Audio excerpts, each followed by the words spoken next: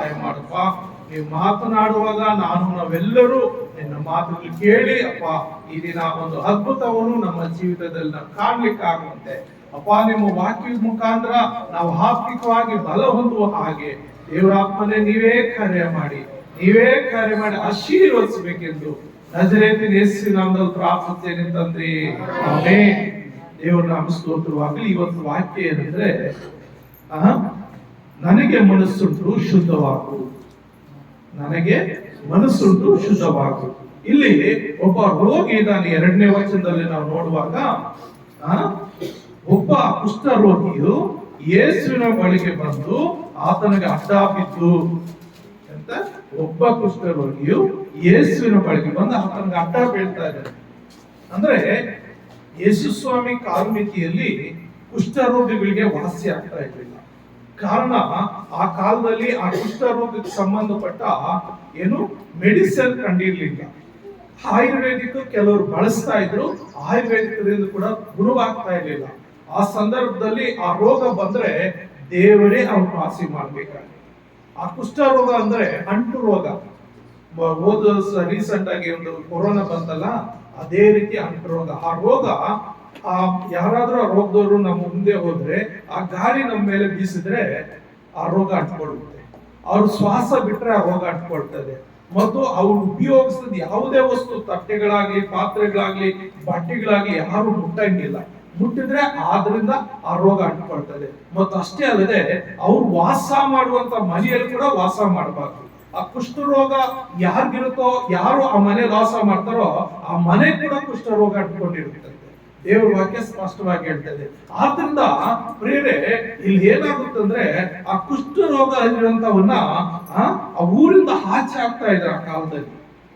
ಆ ಸಂದರ್ಭದಲ್ಲಿ ನಾವು ನೋಡ್ತೀವಿ, ಮತ್ತಾಯ ಬರೆದ ಸುವಾರ್ತೆ 5ರಿಂದ 7 ಅಧ್ಯಾಯಗಳಲ್ಲಿ ಪರ್ವತ ಪ್ರಸಂಗ ಮಾಡ್ತಾರೆ.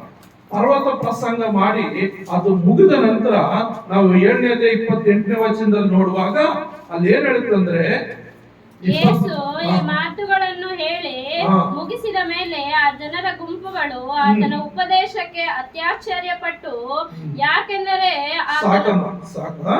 ಇಲ್ಲಿ ಅತ್ಯಾಶ್ಚರ್ಯಪಟ್ಟರು ಅಂದ್ರೆ 5ನೇ ಅಧ್ಯಾಯದಿಂದ 7ನೇ ಅಧ್ಯಾಯ ಈ 29ನೇ ವಚನ ತನಕ ಆತನು ಹೇಳಿದ ಒಂದೊಂದು ಮಾತಿಗೆ ಅತ್ಯಾಶ್ಚರ್ಯ ಪಡ್ತಾ ಇದ್ರಂತೆ. ಈ ಯೇಸು ಸ್ವಾಮಿ ಹೇಳಿದ ಮಾತೆ ಒಂದು ಕತೆ, ಒಂದು 5ನೇ ಅಧ್ಯಾಯದಲ್ಲಿ ಯಾರು ಮಹಾತ್ಮ ಗಾಂಧಿ ಉಪಯೋಗಿಸಿದ್ದಾರೆ ತನ್ನ ಪುಸ್ತಕಗಳಲ್ಲಿ. ಮಹಾತ್ಮ ಗಾಂಧಿ ಮತ್ತಾಯ ಬರೆದ ಸುವಾರ್ತೆ 5ನೇ ಅಧ್ಯಾಯ 39ನೇ ವಚನ ಏನ್ ಹೇಳ್ತಾನೆ? ನಾನು ನಿಮಗೆ ಹೇಳುವುದು ಏನೆಂದರೆ, ಕೆಡುಕನನ್ನು ಎದುರಿಸಬೇಡ. ಒಬ್ಬನು ನಿನ್ನ ಬಲಗೆನ್ನೆಯ ಮೇಲೆ ಹೊಡೆದರೆ ಅವನಿಗೆ ಮತ್ತೊಂದು ಕೆನ್ನೆಯನ್ನು ಹೊಡ್ಡು. ಸಾಕು ನೋಡ್ರಿ, ಒಂದು ಕೆನ್ನೆ ಮೇಲೆ ಹೊಡೆದ್ರೆ ಇನ್ನೊಂದು ಕೆನ್ನೆ ತೋರಿಸುವಂತ ಯೇಸು ಸ್ವಾಮಿ ಹೇಳಿರುವಂತ ಬೋಧನೆಯನ್ನ ಮಹಾತ್ಮ ಗಾಂಧಿ ಆತನ ವಿದ್ಯಾಭ್ಯಾಸಕ್ಕೆ ವಿದೇಶಗಳಿಗೆ ಹೋದಾಗ ಆತನು ಓದಿದ್ದಾನೆ. ಸತ್ಯವೇದವನ್ನು ಓದಿ ಆತನಿಂದ ತನ್ನ ಜೀವಿತ ಪರಿವರ್ತನೆ ಮಾಡಿಕೊಂಡು ನಮ್ಮ ಭಾರತ ದೇಶಕ್ಕೆ ಬಂದು, ಅದಕ್ಕೆ ಮೊದಲು ಎಷ್ಟೋ ವ್ಯಕ್ತಿಗಳು, ಗಣ್ಯರು, ರಾಜರು, ಬಲಶಾಲಿಗಳು ನಮ್ಮ ದೇಶವನ್ನು ಬಿಟ್ಕೊಡೋದಿಲ್ಲ ಅಂತ ಬ್ರಿಟಿಷರ ಮೇಲೆ ಯುದ್ಧ ಮಾಡಿದ್ದಾರೆ. ಯುದ್ಧ ಮಾಡಿ ಎಷ್ಟೋ ಜನರು ಸತ್ತು ಹೋಗಿದ್ದಾರೆ. ಆದ್ರೆ ಯಾರು ರಾಜ್ಯವನ್ನು ಕಸಿದುಕೊಳ್ಳಕ್ಕಾಗ್ಲಿಲ್ಲ. ಆದ್ರೆ ಈ ಒಂದು ಪದವನ್ನ ಓದಿ ಮಹಾತ್ಮ ಗಾಂಧಿ ತನ್ನ ಹೃದಯದಲ್ಲಿ ಮಾರ್ಪಾಡು ತೆಗೆದುಕೊಂಡು, ಹಿಂಸೆಯಿಂದ ನಾವು ಏನು ಸಾಧಿಸ್ಲಿಕ್ಕೆ ಸಾಧ್ಯ ಇಲ್ಲ, ಅಹಿಂಸೆಯಿಂದನೇ ನಾವೇನಾದ್ರೂ ಸಾಧಿಸಬಹುದು ಅಂತ ಹೇಳಿ ಈ ಒಂದು ವಾಕ್ಯವನ್ನು ತೆಗೆದುಕೊಂಡು ಆತನು ಧ್ಯಾನ ಮಾಡಿ ಅದರ ಪ್ರಕಾರ ಆತನು ಉಪವಾಸ ಸತ್ಯಾಗ್ರಹ ಮಾಡಿ ಅವ್ರ ಮನ ಕರಗುವಂತೆ, ಬ್ರಿಟಿಷರ ಮನ ಕರಗುವಂತೆ ಅನೇಕ ಸತ್ಯಾಗ್ರಹಗಳನ್ನು ಮಾಡಿ ಅವರ ಮನ ಕರಗಿ ಅವರು ಅವಾಗ ತಾವೇ ದೇಶವನ್ನು ಬಿಟ್ಟು ಹೋಗುವ ರೀತಿಯಲ್ಲಿ ಮಹಾತ್ಮ ಗಾಂಧಿ ಈ ಒಂದು ಲೈನ್ ಓದಿ ತನ್ನ ಜೀವಿತ ಬದಲಾಯಿಸಿಕೊಂಡಿದ್ದಾನೆ. ನಮ್ಮ ದೇಶಕ್ಕೆ ಸ್ವಾತಂತ್ರ್ಯ ತಂದುಕೊಂಡಿದ್ದಾನೆ. ಈ ಒಂದು ಎಲ್ಲ ಪ್ರಸಂಗ ಇನ್ನು ಅನೇಕ ಮಾತುಗಳಿದೆ. ಇಲ್ಲಿ ಅನೇಕ ಮಾತುಗಳನ್ನ ಆ ಜನರೆಲ್ಲ ಕೂಡಿ ಬಂದು ಕೇಳಿರೋರೆಲ್ಲ ಅತ್ಯಾಚಾರ ಪಡ್ತಾ ಇದ್ದಾರೆ. ಇದೆಲ್ಲ ಮುಗಿಸಿದ ನಂತರ ಆತನು ಬೆಟ್ಟದಿಂದ ಇಳಿದು ಮುಂದಕ್ಕೆ ಸಾಗ್ತಾ ಇದ್ದಾನೆ. ಬೆಟ್ಟದಿಂದ ಹಿಡಿದಂದ್ರೆ ನಮ್ಮ ದೇವರು ಉನ್ನತ ಆಕಾಶದಲ್ಲಿ ಇರ್ತಾರೆ. ಅಂದ್ರೆ 7 ಲೋಕಗಳಿದೆ. ಪಾತಾಳ, ನರಕ, ಈ ಭೂಲೋಕ, ವಾಯುಮಂಡಲ, ಆಕಾಶ, ಏನು ಮತ್ತೆ ಪರದೇಶಿ, ದೂತರ ಲೋಕ, ಉನ್ನತ ಲೋಕ. ಉನ್ನತ ಲೋಕದಲ್ಲಿ ತಂದೆಯಾದ ದೇವರಿದ್ದಾನೆ. ದೂತರ ಲೋಕದಲ್ಲಿ ದೂತರು 2ನೇ ಸ್ಟೆಪ್ ಅಲ್ಲಿ ದೇವರನ್ನು ಆರಾಧಿಸುವಂತವರು ಇದ್ದಾರೆ. 3ನೇ ಸ್ಟೆಪ್ ಪರದೇಶದಲ್ಲಿ ಯಾರಿದ್ದಾರೆ ಅಂದ್ರೆ ದೇವರಲ್ಲಿ ನಿದ್ದೆ ಮಾಡಿದವರೆಲ್ಲ ಚಿರಕಾಲ ಪರದೇಶಿ, ಅವರ ಆತ್ಮಗಳಿಗೆ ರಕ್ಷಣೆ ಕೊಡೋದು. ಮಧ್ಯಾಕಾಶ ಅಂದ್ರೆ ದುಷ್ಟ ದುರಾತ್ಮ ಅಂಧಕಾರ ಶಕ್ತಿಗಳು. 4ನೇದಾಗಿ ದುಷ್ಟ ಶಕ್ತಿಗಳು, ಸ್ಪೀಡ್ ಪಿಚಾಚಿಗಳು, ದೆವ್ವಗಳು, ಇವೆಲ್ಲ ಹಾರಾಡುವಂತ ಮಧ್ಯಾಕಾಶ ಗಾಳಿಯಲ್ಲಿ ಅವು ತೂರಾಡ್ತವೆ. ಭೂಲೋಕ ನಾವು ಇರುವಂತದ್ದು. ಪಾತಾಳ ಸತ್ತವರು ಪಾಪಗಳು ಮಾಡಿ ನಾನಾ ರೀತಿ ಏನು ಸಮಸ್ಯೆಗಳು ಜನಕ್ಕೆ ತಂದು ಶಾಪಗಳು ಕೊಲೆಗಳಾಗಿ ಏನು ಮತ್ತೆ ಸೂಸೈಡ್ ಮಾಡಿಕೊಂಡು ಇವರೆಲ್ಲ ಸತ್ತವರೆಲ್ಲ ಪಾತಾಳದಲ್ಲಿದ್ದಾರೆ ದೇವರ ವಿರುದ್ಧವಾಗಿ. ನರಕ ಅಂದ್ರೆ ಅದು ಯುಗಾಂತರಗಳು ಬೆಂಕಿಯಲ್ಲಿ ಸುಡುವಂತದ್ದು. ಕೊನೆಗೆ ಆ ನರಕದಲ್ಲಿ ಪಾಪ ಮಾಡಿದವರೆಲ್ಲ ಆ ನರಕದಲ್ಲಿ ಬಿದ್ದು ಯುಗಾಂತರ ಸಾಯ್ತಾರೆ. ಈ 7 ಲೋಕಗಳಲ್ಲಿ ಉನ್ನತ ಲೋಕದಿಂದ ಯೇಸು ಕ್ರಿಸ್ತನು ಮನುಷ್ಯ ಕುಮಾರನಾಗಿ ಇಳಿದು ಬರ್ತಾನೆ. ಯಾರಿಗೋಸ್ಕರ? ನಿನ್ನನ್ನು ನನ್ನನ್ನು ರಕ್ಷಿಸುವುದಕ್ಕೋಸ್ಕರ. ಪ್ರಿಯ ನನ್ನ ಸಹೋದರರೇ, ಬೆಟ್ಟದಿಂದ ಇಳಿದು ಬರುವಾಗ ಅಂದ್ರೆ ಎತ್ತರ ಆಕಾಶದಿಂದ ಆತನು ಭೂಲೋಕಕ್ಕೆ ಇಳಿದು ಬರ್ತಾನೆ. ಯಾವ ರೀತಿ ಇಳಿದು ಬರ್ತಾನೆ ಅಂತ ಫಿಲಿಪಿಯರಿಗೆ ಬರೆದ ಪತ್ರಿಕೆಯಲ್ಲಿ ನಾವು ನೋಡುವಾಗ 2ನೇ ಅಧ್ಯಾಯ 6ನೇ ವಚನದಲ್ಲಿ, ಫಿಲಿಪಿದವರು ಬರೆದ ಪತ್ರಿಕೆ 2ನೇ ಅಧ್ಯಾಯ 6ನೇ ವಚನದಲ್ಲಿ ನಾವು ನೋಡುವಾಗ ಅಲ್ಲಿ ಏನ್ ಹೇಳ್ತದೆ? ದೇವ ಸ್ವರೂಪನಾಗಿದ್ದರು ದೇವರಿಗೆ ಸರಿಸಮಾನನಾಗಿರುವುದೆಂಬ ಅಮೂಲ್ಯ ಪದವಿಯನ್ನು ಬಿಡಲೊಲ್ಲನು ಎಂದೆಣಿಸದೆ ತನ್ನನ್ನು ಬರಿದು ಮಾಡಿಕೊಂಡು ದಾಸನ ರೂಪವನ್ನು ಧರಿಸಿಕೊಂಡು ಮನುಷ್ಯರಿಗೆ ಸಾದೃಶ್ಯನಾದನು. ನೋಡ್ರಿ, ತಂದೆಯ ಬಲಪಾರ್ಶ್ವದ ಉನ್ನತ ಆಕಾಶದಲ್ಲಿರುವಂತಹ ಆ ಮಹಾಪದವಿ. ಕೀರ್ತನೆ 45ನೇ ಅಧ್ಯಾಯದಲ್ಲಿ ಗಜದಂತ ಮಂದಿರದೊಳಗೆ ವಾಸ ಮಾಡುವಂತಿದೆ. ಅಂತ ಉನ್ನತ ಸ್ಥಾನದಲ್ಲಿ ದೂತರು, ಕೆರಬೀರು, ಚರಾಬೀರು ಎಲ್ಲರೂ ಸ್ತುತಿಸಿ ಆರಾಧಿಸಲ್ಪಡುವಂತಹ ದೇವಾದಿ ದೇವರು ಏನ್ ಮಾಡ್ತಾ ಇದ್ದಾನೆ? ನಿನಗೋಸ್ಕರ, ನನಗೋಸ್ಕರ, ನಿನ್ನನ್ನು ನನ್ನನ್ನು ರಕ್ಷಿಸುವುದಕ್ಕೋಸ್ಕರ, ನನ್ನ ಪ್ರಾಣಗಳನ್ನು ಉಳಿಸಿ ದೇವರ ರಾಜ್ಯಕ್ಕೆ ಸೇರಿಸುವುದಕ್ಕೋಸ್ಕರ ಆತನು ಭೂಲೋಕಕ್ಕೆ ಇಳಿದು ಬಂದು ಮುಂದೆ ಸಾಗುವಾಗ ಅಲ್ಲಿ ಒಬ್ಬ ಕುಷ್ಠರೋಗಿ. ಆ ಕುಷ್ಠರೋಗಿ ಹತ್ರ ಬರಂಗಿಲ್ಲ.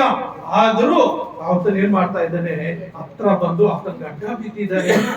ಏನು ಸಾಷ್ಟಾಂಗ ಅಡ್ಡ ಬಿದ್ದಿದ್ದಾನೆ. ಯೇಸು ಸ್ವಾಮಿ ಪಾದಗಳಿಗೆ ಅಡ್ಡ ಬಿದ್ದು ಅಲ್ಲಿ ಏನ್ ಮಾಡ್ತಾ ಇದ್ದಾನೆ ಅಂದ್ರೆ ಸರೆಂಡರ್ ಆಗ್ತಾ ಇದ್ದಾನೆ.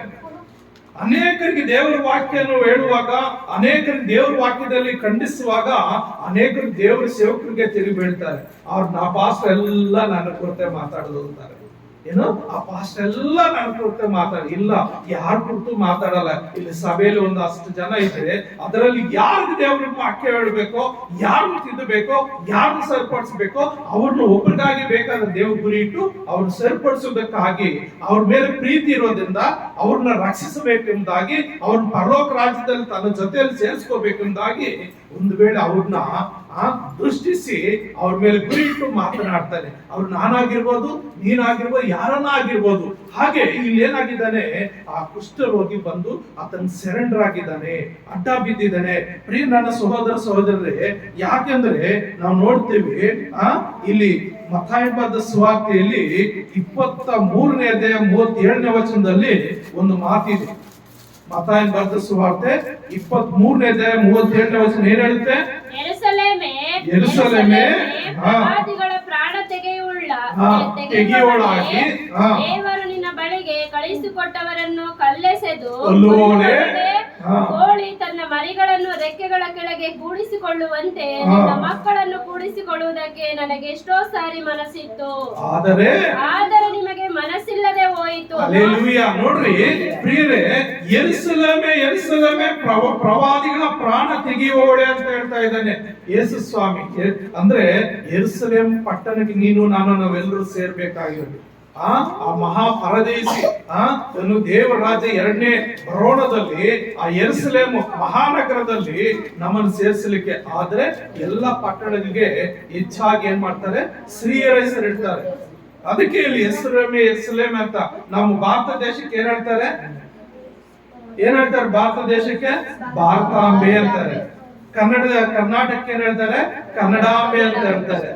ಮತ್ತು ನದಿಗಳಿಗೆಲ್ಲಾನು ಕಾವೇರಿ, ತುಂಗಭದ್ರೆ, ಎಲ್ಲ ಹೆಸರು ಹೆಣ್ಣು ಮಕ್ಕಳ ಹೆಸರುಗಳೇ ಇಡ್ತಾರೆ. ಅಂದ್ರೆ ಒಂದು ಹೆಣ್ಣಿನ ಹೆಸರು ಹೋಲಿಕೆ ಮಾಡಿ ಆ ಒಂದು ಪಟ್ಟಣಕ್ಕೆ ಯೆರೂಸಲೇಮ್ ಪಟ್ಟಣಕ್ಕೆ ಹೇಳ್ತಾರೆ. ಯೆರೂಸಲೇಮ್ ಯೆರೂಸಲೇಮೇ, ಪ್ರವಾದಿಗಳ ಪ್ರಾಣ ತೆಗೆಯುವವಳೇ. ಅಂದ್ರೆ ಇದ್ದಂಗೆ ಹೇಳಿದ್ರೆ ಎದ್ದು ಬಂದ ಇದಕ್ಕೆ ಒದ್ದಂಗ ಆಗುತ್ತೆ ಅಂತ ಹೇಳಿ ನಮ್ ಪ್ರೊಫೆಸರ್ ಹೇಳ್ತಾ ಇದ್ರು. ನಾನು ಬೈಬಲ್ ಕಾಲೇಜ್ಗೆ ಹೋಗ್ಬೇಕಾದ್ರೆ ಇದ್ದಂಗೆ ಹೇಳಿದ್ರೆ ನನ್ನ ಮಕ್ಕಳ ನಿಮ್ಗೆ ಎದ್ದು ಬಂದು ಎದೆಗೆ ಒದ್ದಂಗ ಆಗುತ್ತಲ್ಲ ತಾನೆ. ನಾನು ಓದಿತಾ ಇಲ್ಲ, ದೇವರ ವಾಕ್ಯ ಓದಿತಾ ಇದೆ. ಒದಿಸ್ಕೊಡ್ರಂತ ನಮ್ಮನ್ನು ಬೈತಾ ಇದ್ರು. ಅವ್ರು ಬೈದಿದ್ದಕ್ಕೆ, ಅವ್ರು ಕಲ್ಸ್ಕೊಟ್ಟಿದ್ದಕ್ಕೆ ನಾವಿವತ್ತು ನಿಂತು ಪ್ರಸಂಗ ಮಾಡ್ಲಿಕ್ಕೆ ಅವಕಾಶ ಇದೆ. ಹಾಗಾಗಿ ಪ್ರೇರಿ ಇಲ್ಲಿ ಏನಾಗ್ತಾ ಇದೆ?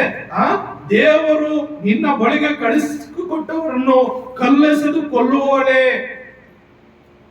ಅಂದ್ರೆ ಈಗ ನಿಮ್ಗೆ ಎಲ್ಲರಿಗೂ ಗೊತ್ತು, ಪ್ರಸಂಗ ಮಾಡಿದಂತ ಸೇವಕರು ತಮ್ಮ ಊರುಗಳನ್ನು ಬಿಟ್ಟು, ತಮ್ಮ ಗ್ರಾಮಗಳನ್ನು ಬಿಟ್ಟು, ತಮ್ಮ ಪಟ್ಟಣ ಬಿಟ್ಟು, ತನ್ನ ಎದ್ದ ತಂದೆ ತಾಯಿನ ಬಿಟ್ಟು, ಸ್ನೇಹಿತರ ಬಿಟ್ಟು, ಅಣ್ಣ ತಮ್ಮಂದ್ರ ಬಿಟ್ಟು, ಎಲ್ಲರನ್ನೂ ಬಿಟ್ಟು ಗೊತ್ತಿಲ್ಲದ ಊರುಗಳಿಗೆ ಬಂದು, ಸಂಬಂಧ ಇಲ್ಲದ ಊರುಗಳಿಗೆ ಬಂದು ಸುವಾರ್ತೆ ಸಾರ್ತಾರೆ. ಯಾಕೆ? ನಿಮ್ಮನ್ನ ದೇವ್ರ ರಾಜ್ಯಕ್ಕೆ ಸೇರಿಸಬೇಕು. ನೀವೇ ನಮ್ಮ ತಂದೆ ತಾಯಿಗಳು, ನೀವೇ ನಮ್ಮ ಅಣ್ಣ ತಮ್ಮಂದ್ರು, ನೀವೇ ನಮ್ಮ ಮಕ್ಕಳು ಅಂತ ಹೇಳಿ ನಂಬಿ ಏನ್ ಮಾಡ್ತಾರೆ? ನಿಮ್ಮ ಮಧ್ಯದಲ್ಲಿ ಸೇವ್ ಮಾಡುವಂತ ಅನೇಕ ಕಡೆ ಏನಾಗ್ತದೆ? ದೇವರ ಸೇವಕರ ಮೇಲೆ ಇಲ್ಲದ ಸಲ್ಲದ ಅಪವಾದಗಳು ಹೊರಿಸಿ ಬಡದು ಜೈಲಿಗೆ ಹಾಕಿ ಎಲ್ಲ ಮಾಡ್ತಾರೆ. ಇಲ್ಲಿ ನಮ್ಮ ಸಂತೋಷ ಎಲ್ಲಿ ಹಾವೇರಿ ಕಡೆ ಹೋದಾಗ ಅಲ್ಲಿ ಜೈಲಿಗೆ ಹಾಕ್ಬಿಟ್ರು. 7 ದಿವಸ ಏನೋ ಆತನ ಜೈಲಲ್ಲಿ ಇದ್ದ. ಕಾರಣ ಏನಂದ್ರೆ ಸುವಾರ್ತೆ ಇದ್ದಂಗೆ ಹೇಳಿದ್ರೆ ಕೆಲವ್ರಿಗೆ ಇಷ್ಟ ಆಗೋದಿಲ್ಲ. ಇವರೆಲ್ಲ ನಾವು ಮಾಡಿದ್ದೇನೆ ಹೇಳ್ತಾರೆ. ಇವರು ಮತಾಂತರ ಮಾಡ್ತಾರೆ. ಎಲ್ಲಿ ಮತಾಂತರ ಮಾಡುದು? ಯಾರು ಮತಾಂತರ ಮಾಡುದು? ಮತಾಂತರ ಮಾಡಕ್ಕೆ ಯಾರ ಕೈಲೂ ಸಾಧ್ಯ ಇಲ್ಲ. ನಾವು ಮಾಡೋದು ಮಾನಸಾಂತರ. ಅಂದ್ರೆ ಮಾಡಿದ ತಪ್ಪುಗಳನ್ನು ಸರಿಪಡಿಸ್ಕೊಂಡು ಒಳ್ಳೆ ಮಾರ್ಗ ನಡೆಸ್ರಿ ಅಂತ ಹೇಳಿ ಮಾನಸಾಂತರ ಮಾಡುವರು. ಹಾಗಾಗಿ ಪ್ರಿಯರೇ, ಇಲ್ಲಿ ಏನಾಗ್ತಾ ಇದೆ? ಮುಂದಕ್ಕೆ ಕೇಳ್ತಾ ಇದ್ದಾನೆ, ಕಲ್ಲೆಸೆದು ಕೊಲ್ಲುವಳೆ. ಅಂದ್ರೆ ಕೌಲನ ಅನೇಕ ಹೊಡೆತಗಳು ಕೊಟ್ರು. ಭಕ್ತನಾದ ಸ್ತೆಫನನನ್ನು ಆ ದೇವರು ವಾಕ್ಯ ಹೇಳುವ ಕಲ್ಲುಗಳಿಂದ ಹೊಡೆದು ಸಾಯಿಸ್ಬಿಟ್ರ ಅದನ್ನ. ಆದ್ರೂ ಆ ಸ್ತೆಫನನ ತಂದೆಯೇ, ಇವ್ರು ಏನ್ ಮಾಡ್ತಾ ಇದ್ರು ಗೊತ್ತಿಲ್ಲ, ಇವ್ರ ಪಾಪವನ್ನ ಅವ್ರ ಮೇಲೆ ಹಾಕಬೇಡ್ರಿ ಅಂತ ಹೇಳಿ ಕೊನೆಗೆ ಆತನ ಪ್ರಾಣ ಕೊಟ್ಟನು. ಆಗ ಅನೇಕ ಸೇವಕರು ಅನೇಕ ರಕ್ಷಣೆ ಮಾರ್ಗದಲ್ಲಿ ನಡೆಸುವುದಕ್ಕಾಗಿ ಏನ್ ಮಾಡ್ತಾರೆ? ಪ್ರಾಣಗಳು ಕೊಡ್ತಾ ಇದ್ದಾರೆ.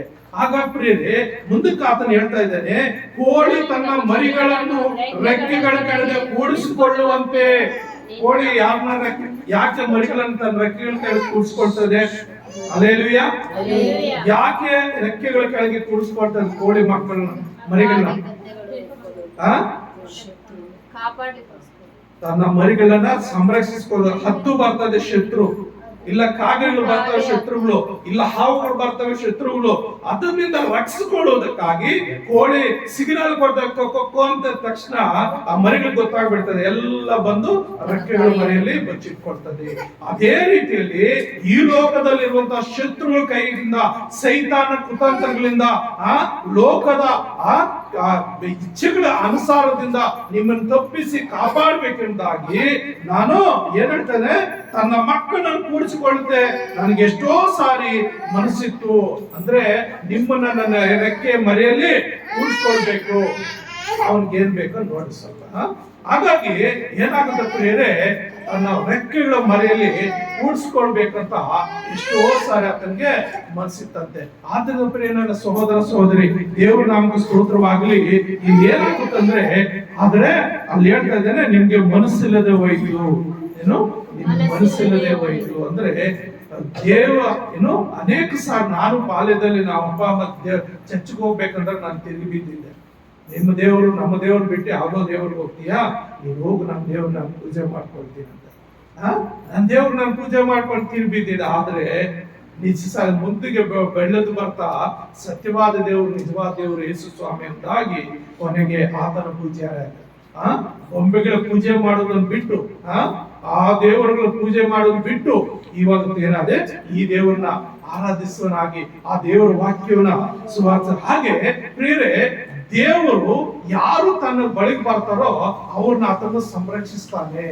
ಯಾರು ತನ್ನ ಬಳಿಗೆ ಬರ್ತಾರೋ ಅವ್ರಿಗೆ ನೋಡ್ರಿ, ದೇವರಿಗೆ ಒಂದು ಆಸೆ ಏನಂದ್ರೆ ನಾವೆಲ್ಲರೂ ಆತನ ಸನ್ನಿಧಿಗೆ ಬರಬೇಕು, ಆತನ ಮಾತನ್ನು ಕೇಳಬೇಕು, ನಮ್ಮ ಜೀವಿತಗಳನ್ನು ಸರಿಪಡಿಸ್ಕೊಳ್ಬೇಕು, ಆತನೊಟ್ಟಿಗೆ ನಾವು ಜೀವಿಸಬೇಕು. ದೇವರಿಗೆ ನಮ್ಗೆ ಒಳ್ಳೇದ್ ಮಾಡ್ಬೇಕಂತ ಮನಸ್ಸಿದೆ, ಆದ್ರೆ ನಮ್ಗೇನಂದ್ರೆ ಆ ಒಳ್ಳೇದನ್ನ ಪಡ್ಕೊಳ್ಳಕ್ಕೆ ಮನಸ್ಸಿಲ್ಲ, ಆ ಒಳ್ಳೇದನ್ನ ಪಡ್ಕೊಳ್ಳಕ್ಕೆ ಮನಸ್ಸಿಲ್ಲ. ಏನಾಗುತ್ತಂದ್ರೆ ನನ್ನ ಜೀವಿತದಲ್ಲಿ 12ನೇ ವಯಸ್ಸಿಗೆ ಯೇಸುವನ್ನು ಕಂಡುಕೊಂಡ್ರು ಯೌವನದಲ್ಲಿ ಸುಮಾರು 30 ವರ್ಷಗಳ ತನಕ, ಅಂದ್ರೆ ಸುಮಾರು ಒಂದು 12 ವರ್ಷ, ಇನ್ನು 18 ವರ್ಷ ಲೋಕದಲ್ಲಿ ಯೌವನದಲ್ಲಿ ನನ್ನ ಜೀವಿತ ವೇಸ್ಟ್ ಮಾಡ್ಬಿಟ್ಟೆ. ಆಮೇಲೆ ಸತ್ಯದೇವರು ನನ್ನ ಬಿಡ್ಲಿಲ್ಲ, ಮತ್ತೆ ಅದನ್ನ ಕರ್ಕೊಂಡು ತನ್ನ ಸೇವೆಗಾಗಿ ಉಪಯೋಗಿಸ್ಕೊಂಡಿದ್ದೆ. ಅಂದ್ರೆ ಅನೇಕ ಸಾರಿ ಏನಾಗುತ್ತಂದ್ರೆ ಲೋಕಾನುಸಾರದ ಲೋಕದ ಇಚ್ಛೆಗಳಿಗೆ ಒಳಪಡ್ತೀವಿ. ಅದರ ದೇವರ ವಾಕ್ಯ ಹೇಳ್ತದೆ, ನೀನ್ ನನ್ನ ಬಳಿಗೆ ಬಾ, ನೀನ್ ನನ್ನ ಬಳಿಗೆ ಬಾ, ನನ್ ಮನಸ್ಸಿದೆ, ನಾನು ನೀನ್ ಮಾಡ್ತೀನಿ. ಯಾಕಂದ್ರೆ ದೇವರ ಬಳಿಗೆ ಬರುವಂತವ್ರಿಗೆ ಒಳ್ಳೆ ಮನಸ್ಸು ಇರ್ಬೇಕು. ನಾವು ಮತ್ತಾಯನ ಬರೆದ ಸುವಾರ್ತೆ 5ನೇ ಅಧ್ಯಾಯ 8ನೇ ವಚನ ಏನ್ ಹೇಳ್ತದೆ? ಮತ್ತಾಯನ ಬರೆದ ಸುವಾರ್ತೆ 5ನೇ ಅಧ್ಯಾಯ 8ನೇ ವಚನ, ನಿರ್ಮಲ ಚಿತ್ತರು ಧನ್ಯರು, ಅವರು ದೇವರನ್ನು ನೋಡುವರು. ಅಂದ್ರೆ ನಿರ್ಮಲ ಚಿತ್ರ ಅಂದ್ರೆ ಒಳ್ಳೆ ಮನಸ್ಸು ಇರುವಂತವರು. ಒಳ್ಳೆ ಮನಸ್ಸು ಎಲ್ಲಿಂದ ಬರ್ತದೆ? ಯೇಸು ಸ್ವಾಮಿ ಹತ್ರ ಬಂದು ಯೇಸು ಸ್ವಾಮಿಯ ಮಾತುಗಳನ್ನು ನಾವು ಕೇಳುವಾಗ, ಆತನ ಮಾತುಗಳನ್ನು ಆಲಿಸಿ ಆ ಮಾತುಗಳ ಪ್ರಕಾರ ನಾವು ನಡೆಯುವಾಗ ಆ ಒಳ್ಳೆ ಮನಸ್ಸು ನಮ್ಗೆ ಬರ್ತದೆ. ನಮ್ಮ ಜೀವಿತದಲ್ಲಿ ಎಲ್ಲ ಪಾಪದ ಕಾರ್ಯಗಳು ಹೊರಟು ಹೋಗ್ತದೆ. ಹೆಚ್ಚು ಕಡಿಮೆ ಏನಿಲ್ಲ, ಎಲ್ಲರೂ ಪಾಪಗಳೇ. ಆದರೆ ದೇವರ ಸನ್ನಿಧಿಗೆ ಬಂದು ಯಾರು ದೇವರ ಮಾತು ಕೇಳ್ತಾರೋ, ಯಾರು ದೇವರ ವಾಕ್ಯಾನುಸಾರ ನಡೀತಾರೋ ಅವರು ತಮ್ಮ ಜೀವಿತಗಳನ್ನ ಸರಿಪಡಿಸೋದಕ್ಕೆ ಅವಕಾಶ ಇದೆ. ಸ್ಕೂಲ್ಗೆ ಹೋಗ್ತಾರೆ ಮಕ್ಕಳು ಕಲಿಯೋದಕ್ಕಾಗಿ. ನಾವೇನ್ ಸಭೆಗೆ ಬರ್ತೀವಿ? ದೇವರ ವಾಕ್ಯವನ್ನು ಕೇಳಿತು ಆತ್ಮಿಕವಾಗಿ ಬಲ ಹೊಂದುವುದಕ್ಕೆ. ಅಲ್ಲಿ ಸೆಕ್ಯುಲರ್ ಆಗಿ ಸ್ಕೂಲ್ಗಳಿಗೆ ಹೋಗಿ ಸೆಕ್ಯುಲರ್ ಆಗಿ ವಿದ್ಯಾಭ್ಯಾಸ ಪಡ್ಕೊಳ್ತಾರೆ. ಆದರೆ ಲೋಕದಲ್ಲಿ ಜೀವಿಸೋದಕ್ಕೆ ಸಭೆಗಳು ಬಂದ್ರೆ ಆತ್ಮಿಕವಾಗಿ ಜೀವಿತನ ಬೆಳೆಸ್ಕೊಳ್ಳೋದಕ್ಕೆ, ಆತ್ಮಿಕವಾಗಿ ತಮ್ಮ ಕೆಟ್ಟ ಮನಸ್ಸನ್ನ ಸರಿಪಡಿಸ್ಕೊಂಡು ಶುದ್ಧ ಮಾಡ್ಕೊಳ್ಳೋದಕ್ಕೆ ಬರ್ತಾರೆ. ಆದ್ರೆ ನಿರ್ಮಲ ಚಿತ್ತರು ಧನ್ಯರು, ಅವರು ದೇವರು ನೋಡುವರು. ಯಾರು ಒಳ್ಳೆ ಮನಸ್ಸಿರ್ತದೋ ಅವರು ಮಾತ್ರ ದೇವ್ರು ನೋಡಕ್ಕೆ ಸಾಧ್ಯ. ಒಳ್ಳೆ ಮನಸ್ಸು ನನಗಿಲ್ವಾ, ನಾನು ಕೂಡ ದೇವ್ರು ನೋಡಕ್ ಆಗಲ್ಲ. ನಿಮ್ಗಿಲ್ವೋ, ನೀವು ಕೂಡ ದೇವ್ರು ನೋಡಕ್ ಸಾಧ್ಯವಿಲ್ಲ. ಆದ್ರೂ ಪ್ರಿಯ ನನ್ನ ಸಹೋದರ ಸಹೋದರಿ, ಒಳ್ಳೆ ಮನಸ್ಸು ನಮ್ಗೆ ಬರ್ಬೇಕಾದ್ರೆ ಏಸಪ್ಪ ಕರೀತಾ ಇದ್ದಾನೆ. ಏನಂತ? ಕೋಳಿ ತನ್ನ ಮರಿಗಳು ಯಾವ ರೀತಿ ಸೇರಿಸ್ಕೊಳ್ಬೇಕು ಅದೇ ರೀತಿಯಲ್ಲಿ ನಿಮ್ಮನ್ನ ನನ್ನ ಬಳಿ ಸೇರಿಸ್ಕೊಳ್ಳೋದು ನನ್ನ ಮನಸ್ಸಿದೆ, ಆದ್ರೆ ನಿಮ್ ಮನಸ್ಸಿಲ್ಲ. ಅದಕ್ಕೆ ನೀವೇನ್ ಮಾಡ್ಬೇಕು? ಆ ಕುಷ್ಠರೋಗಿ ಏನ್ ಮಾಡ್ತಾ ಇದ್ದಾನೆ? ಆತನ ಪಾದಗಳಿಗೆ ಅಡ್ಡ ಬೀಳ್ತಾ ಇದ್ದಾನೆ. ಆತನ ಪಶ್ಚಾತ್ತಾಪ ಪಡ್ತಾ ಇದ್ದಾನೆ, ಮಾನಸಾಂತರ ಪಡ್ತಾ ಇದ್ದಾನೆ. ಪ್ರಿಯ ನನ್ನ ಸಹೋದರ ಸಹೋದರರೇ, ಆತನ ಏನ್ ಮಾಡ್ತಾ ಇದ್ದಾನೆ? ಮಾನಸಾಂತರ ಪಡ್ತಾ ಇದ್ದಾನೆ. ಯೋಬನ ಗ್ರಂಥದಲ್ಲಿ 2ನೇ ಅಧ್ಯಾಯ 9ನೇ ವಚನದಲ್ಲಿ ಯೋಬನ ಹೆಂಡತಿ ಒಂದು ಮಾತು ಮಾತಾಡ್ತಾಳೆ. ಏನಂತ? ಯೋಬ 2:9 ನಾವು ನೋಡುವಾಗ ಯೋಬನ ಹೆಂಡತಿ ಹೀಗಿರುವಲ್ಲಿ ಅವನ ಹೆಂಡತಿ ನಿನ್ನ ಯಥಾರ್ಥತ್ವವನ್ನು ಇನ್ನೂ ಬಿಡಲಿಲ್ಲವೋ, ದೇವರನ್ನು ದೂಷಿಸಿ ಸಾಯಿ ಎಂದು ಹೇಳಿದಳು. ದೇವರನ್ನು ದೂಷಿಸಿ ಸಾಯಿ ಅಂದ್ರೆ ಆತನಿಗೆ ಇರೋ ಎಲ್ಲ ಆಸ್ತಿ ಹೋಗ್ಬಿಟ್ಟಿದೆ, ಮತ್ತು ಆತನಿಗೆ ರೋಗ ಬಂದ್ಬಿಟ್ಟಿದೆ, ಮೈಯೆಲ್ಲ ಹುಣ್ಣುಗಳು, ಕಡತ, ಬೂದಿಯಲ್ಲಿ ಕುತ್ಕೊಂಡಿದ್ದಾನೆ. ಅವನು ಗೋಳು ಯಾರು ನೋಡಕ್ ಆಗ್ತಾ ಇಲ್ಲ, ಹಂಗೆ ಬದುಕಿದವನು ಆ ರೀತಿಗೆ ಹೋಗ್ಬಿಟ್ಟಿದ್ದಾನೆ. ಕೊನೆಗೆ ಹೆಂಡತಿ ಕೂಡ ಸಹಿಸ್ಕೊಂಡಿಲ್ಲ. ಏನೋ ಈ ಒಂದು ರೋಗ, ಕಿವು ರಕ್ತ ಬರ್ತಾ ಇದೆ, ಕಡತ ಆಗ್ತಾ ಇದೆ, ಗೋಕಿ ತಗೊಂಡು ಕೆರ್ಕೊಳ್ತಾ ಇದ್ದ, ಸಾದ ಬೂದಿ ಮೇಲೆ ತಲೆ ಮೇಲೆ ಹಾಕೊಂಡಿದ್ಯಾ, ಇಷ್ಟು ಕಷ್ಟ ಬಂದ್ರು ನಿನ್ನ ದೇವ್ರು ದೂಷಿಸಿ ಸಾಯ್ಲಿಲ್ವೇ ಅಂತ ಆಕೆ ಶಪಿಸ್ತಾಳೆ ಗಂಡನ್ನ. ಆದ್ರೆ ಆತನ ಏನ್ ಹೇಳ್ತಾನೆ? ಮೂರ್ಖರು ಮಾತಾಡ್ದಂಗ್ ಮಾತಾಡ್ಬೇಡ ನೀನು. ಒಳ್ಳೇದ್ ಮಾಡಿದ್ರೆ ಮಾತ್ರ ದೇವ್ರು ಬೇಕಾ, ಕೆಟ್ಟದ್ ಮಾಡಿದ್ರೆ ದೇವ್ರು ಬೇಕಾ ಇಲ್ವಾ ಅಂತ ತನ್ನ ಹೆಂಡತಿಯನ್ನ ಸಮಾಧಾನ ಪಡಿಸ. ಆದ್ರೆ ಆತನ ಒಂದು ತೀರ್ಮಾನ ಆತನಲ್ಲಿದೆ. ಯೋಬನ ಜೀವಿತದಲ್ಲಿ ಏನ್ ತೀರ್ಮಾನ ಇದೆ ಎಂದು ನೋಡುವಾಗ ಯೋಬನ ಗ್ರಂಥದಲ್ಲಿ 19ನೇ ಅಧ್ಯಾಯ 25-27 ವಚನದಲ್ಲಿ ನೋಡುವಾಗ, ಯೋಬನ ಗ್ರಂಥ 19ನೇ ಅಧ್ಯಾಯ 25-27 ವಚನಗಳಲ್ಲಿ ಏನ್ ಹೇಳ್ತಾರೆ ಅಂದ್ರೆ, ನಾನಂತೂ ನನ್ನ ವಿಮೋಚಕನು ಜೀವ ಸ್ವರೂಪನೆಂದು ಬಲ್ಲೆನು. ಹಲ್ಲೆಲೂಯಾ. ಏನ್ ಹೇಳ್ತಾರೆ? ನಾನಂತೂ ನನ್ನ ವಿಮೋಚಕನ ಜೀವ ಸ್ವರೂಪನೆಂದು ಬಲ್ಲೆನು, ಆತನ ಕಡೆಗೆ ಧೂಳಿನ ಮೇಲೆ ನಿಂತುಕೊಳ್ಳುವನು. ಸಾಕ್ಷಿಯಾಗಿ ನಿಂತುಕೊಳ್ಳುವನು. ನನ್ನ ಚರ್ಮವು ಹೀಗೆ ಬಿರಿದು ಹಾಳಾದ ಬಳಿಕ ನಿರ್ದೇಹನಾಗಿ ದೇವರನ್ನು ನೋಡುವೆನು, ಕಣ್ಣಾರೆ ಕಾಣುವೆನು, ನಾನಾಗಿ ನೋಡುವೆನು ಅಂತ ಹೇಳ್ತಾ ಇದ್ದಾರೆ. ಮತ್ತೊಬ್ಬನಾಗಿ ಅಲ್ಲ, ನಾನಾಗಿ. ಈ ನಿರ್ದೇಹ ಅಂದ್ರೆ ಈ ದೇಹ, ಈ ಮಣ್ಣೆ ತಗೊಂಡೋಗಿ ಮಣ್ಣಲ್ಲಿ ಹಾಕ್ಬಿಡ್ತಾರೆ. ಅದರ ದೇವರು ಕೊಡುವಂತ ಒಂದು ಅಕ್ಷಯ ದೇಹ ಇದೆ. ಆ ದೇಹದಿಂದ ನಾನು ನನ್ನ ದೇವರನ್ನ ನೋಡ್ತೀನಿ, ನನ್ನ ದೇವರನ್ನು ನೆನಪಡಿಸ್ತೀನಿ, ನಾನಾಗಿ ನಾನೇ ನೋಡ್ತೀನಿ, ಮತ್ತೊಬ್ಬನಾಗಿ ಅಲ್ಲ ಅಂತ ಹೇಳ್ತಾ ಇದ್ದಾರೆ. ಅಂದ್ರೆ ಪಶ್ಚಾತ್ತಾಪದ ಜೀವಿತ ಯಾರಲ್ಲಿ ಇರ್ತದೋ, ಶುದ್ಧ ಹೃದಯ ಯಾರಲ್ಲಿ ಇರ್ತದೋ, ಅವರು ಖಂಡಿತ ದೇವರ ರಾಜ್ಯದಲ್ಲಿ ಸೇರ್ತಾರೆ, ಅವರು ದೇವರ ರಾಜ್ಯಕ್ಕೆ ಸೇರ್ತಾರೆ. ಆದ್ರಿಂದ ಈ ಕುಷ್ಠರೋಗಿ ಏನ್ ಮಾಡ್ತಾ ಇದ್ದಾನೆ, ಬಂದು ಆತನಿಗೆ ಅಡ್ಡ ಬೀಳ್ತಾ ಇದ್ದಾನೆ. ಅಂದ್ರೆ ಸರೆಂಡರ್ ಆಗ್ತಾ ಇದೆ ಪ್ರಿಯರೇ, ಸರೆಂಡರ್ ಆಗ್ತಾ ಇದೆ. ಈಗ ಕಾರಣ ಏನಂದ್ರೆ ಯೇಸು ಕ್ರಿಸ್ತನಲ್ಲಿ ನನ್ಗೆ ರಕ್ಷಣೆ ಸಿಗ್ತದೆ, ಯೇಸು ಕ್ರಿಸ್ತನ ಮುಖಾಂತರ ನನ್ಗೆ ರೋಗ ಬಿಡುಗಡೆ ಆಗ್ತದೆ.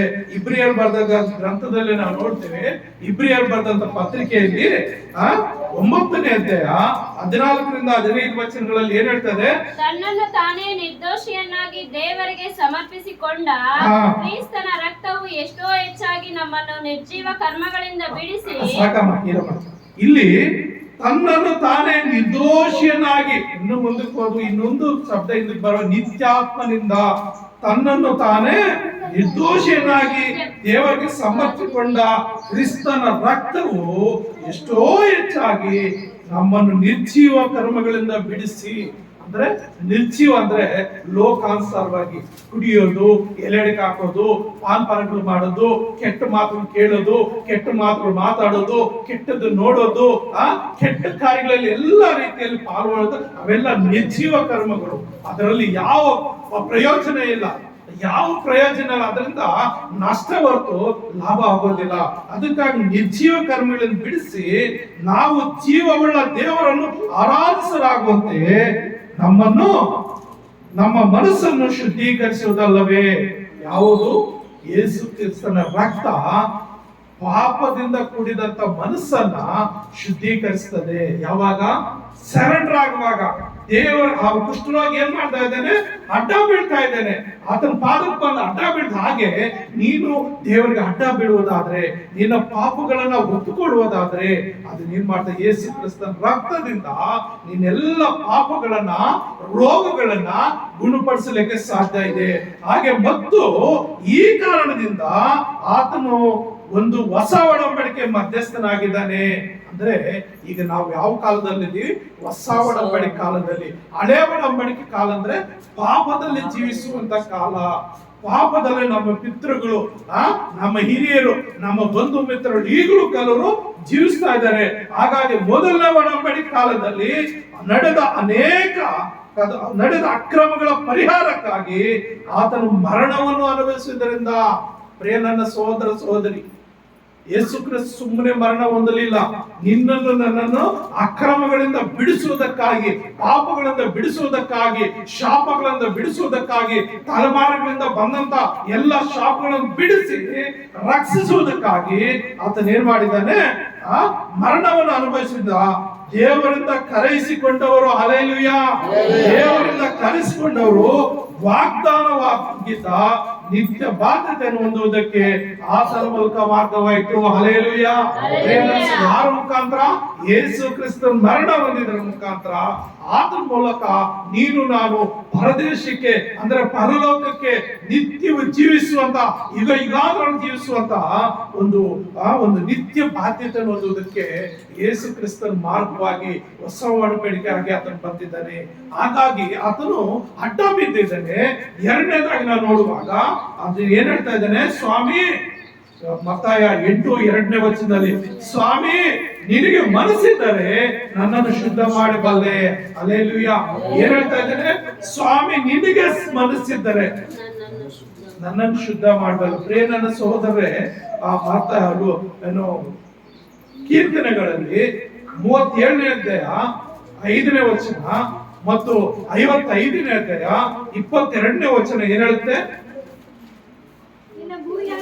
ನಿನ್ನ ಭೂಯಾತ್ರೆ ಚಿಂತಾಭಾರವನ್ನ ಯೆಹೋವನಿಗೆ ವಹಿಸಿಬಿಡು, ಭರವಸೆದಿಂದಿರು, ಸಾಗಿಸುವನು. ಆತನೇ ಅದನ್ನು ಸಾಗಿಸುವ. ಹಲ್ಲೆಲೂಯಾ.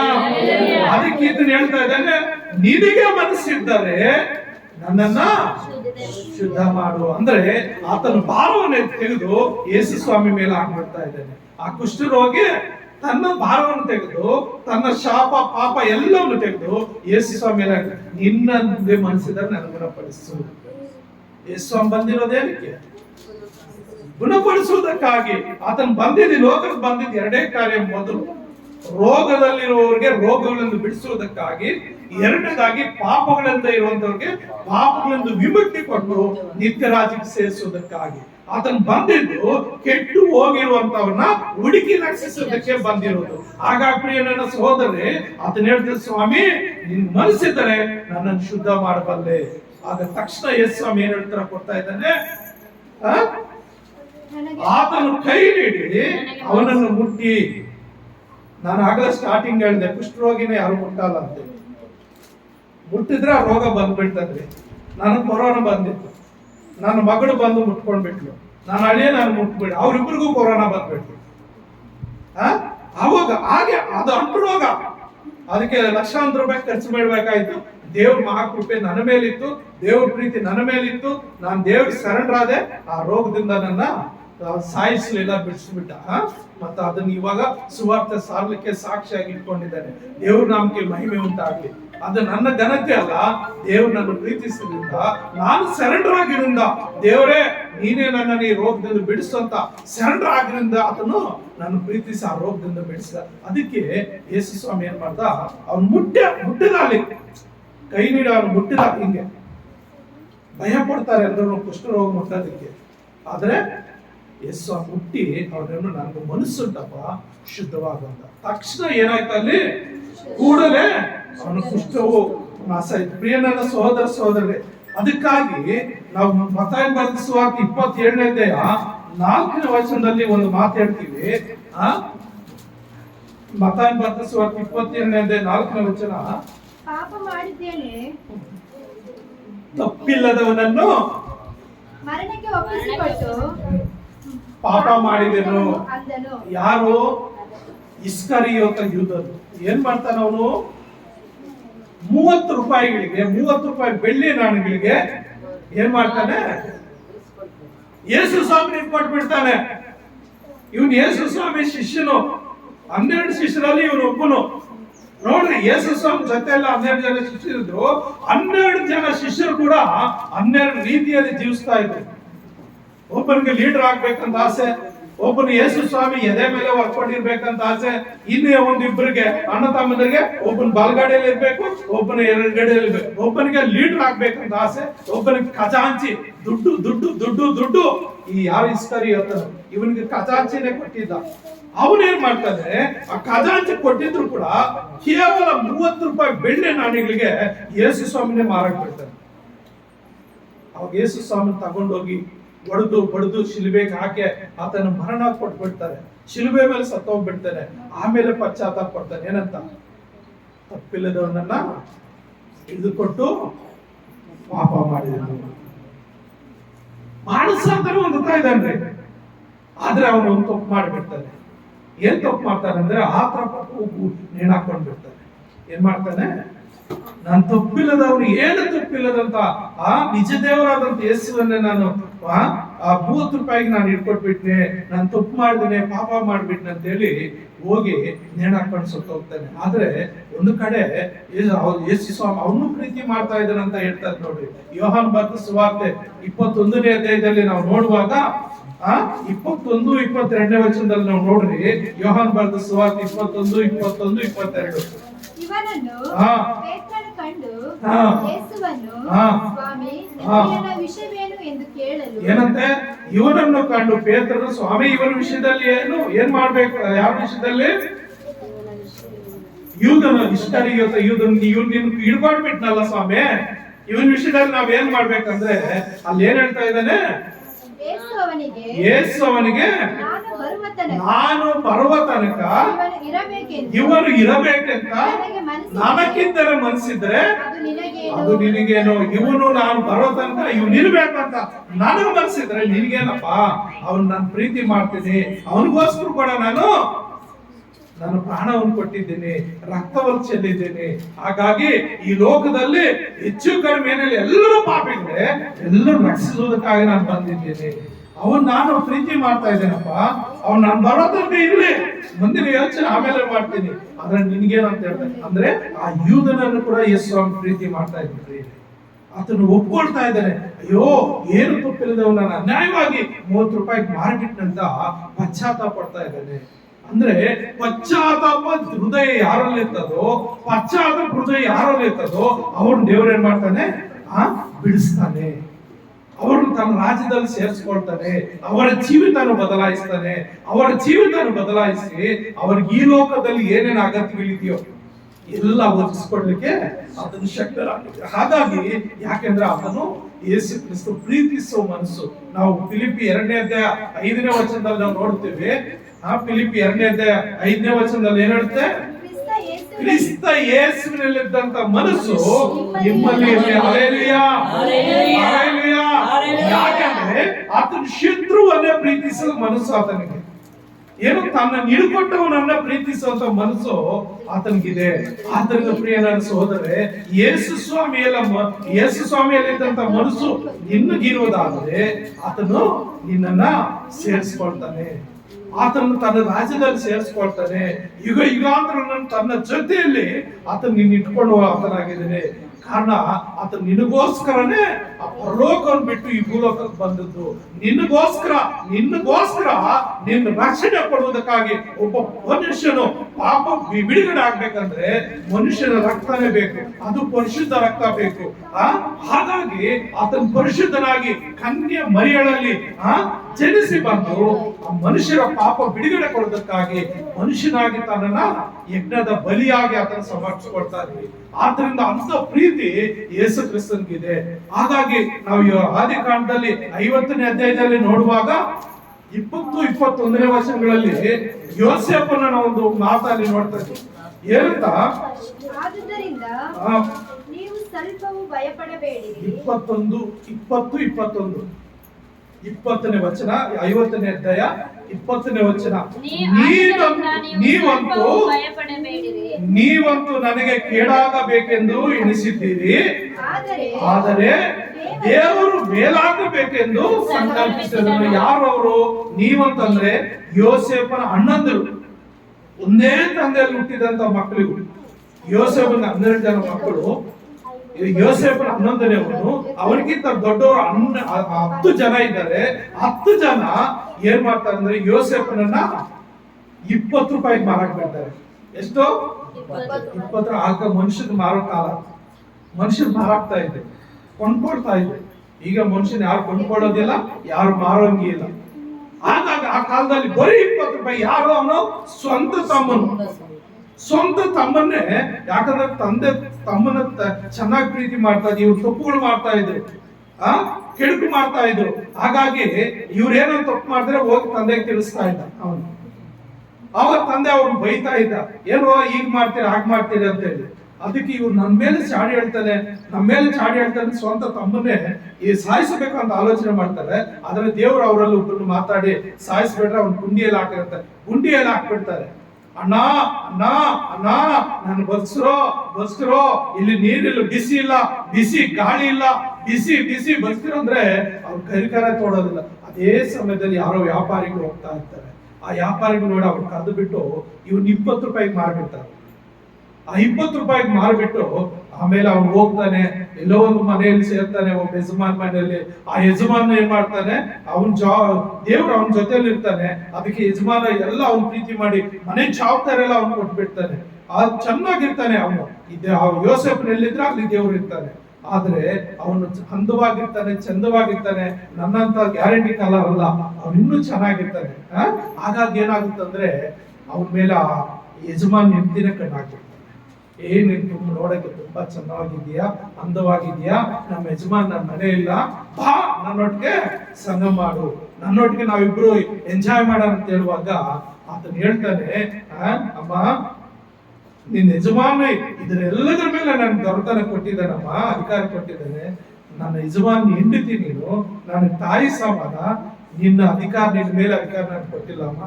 ಹಾಗಾಗಿ ಈ ನನ್ನನ್ನು ಇದುವರೆಗೂ ನಡೆಸಿ ಕಾಪಾಡಿದಂತ ಆ ದೇವರ ವಿರುದ್ಧವಾಗಿ ನಿನ್ನ ಹೆಂಗಮ್ಮ ನಿನ್ನಲ್ಲಿ ಪಾಪ ಮಾಡ್ಲಿ, ಒಲ್ಲದು ಸಲ್ಲದು, ನಾನು ನಿನ್ನೆಂದಿಗೂ ಕೂಟನು ನಿನ್ನೊಂದಿಗೆ ಪಾಪ ಮಾಡಿ ಅಂತ ಹೇಳುವಾಗ ಯಾರಿಲ್ಲ ಸಮಯ ಆಕೆ ಬಟ್ಟೆಗಳು ಹಿಡಿದು ಆತನ ಬಟ್ಟೆಗಳು ಆಕೆ ಹಿಡಿದು ಎಳ್ಳಾಡ್ತಾಳೆ ಬಾ ಬಾ ಅಂತೇಳಿ ಆ ಬಟ್ಟೆಗಳು ಬಿಚ್ಕೊಂಡು ಓಡೋಗ್ಬಿಡ್ತಾನೆ. ಆಕೆ ಒಪ್ಸೋದಿಲ್ಲ, ಅವರು ಒಮ್ಮತ ಪಡೋದಿಲ್ಲ. ಅದಕ್ಕೆ ಇವ್ರು ನನ್ನ ಮಾತು ಕೇಳಲ್ಲ, ಇವ್ರು ಏನ್ ಮಾಡ್ಬೇಕು, ಜೈಲಲ್ಲಿ ಹಾಕ್ಬಿಡ್ಬೇಕು ಅಂತೇಳಿ ಯಜಮಾನ ಕರೆಸಿ, ಯಾರು ಇಲ್ದಾಗ ನಾನು ಇಟ್ಕೊಡಕ್ ಬಂದ, ನನ್ ಕೆಡ್ಸಕ್ ಬಂದೆ, ಇದೋ ನೋಡು ಅವನ್ ಬಟ್ಟೆಗಳು ಕಿತ್ಕೊಂಡಿದ್ದೇನೆ ಅಂತ ಹೇಳಿ ಅವನ ಮೇಲೆ ಇದ್ದ ಸಲ ಅಪವಾದ ಮಾಡಿ ಅವನ್ ಜೈಲಿಗೆ ಹಾಕ್ಬಿಡ್ತಾರೆ. ಜೈಲಲ್ಲಿ ಸುಮಾರು 17-30 13 ವರ್ಷ ಅವನ್ ಜೈಲಲ್ಲಿ ಇರ್ತಾರೆ. ಅಲ್ಲಿ ಆ ಜೈಲಾಧಿಕಾರಿ ಹತ್ರ ಕೂಡ ದೇವರ ದಯೆ ತೋರಿಸ್ತಾನೆ ಅವನಿಗೆ.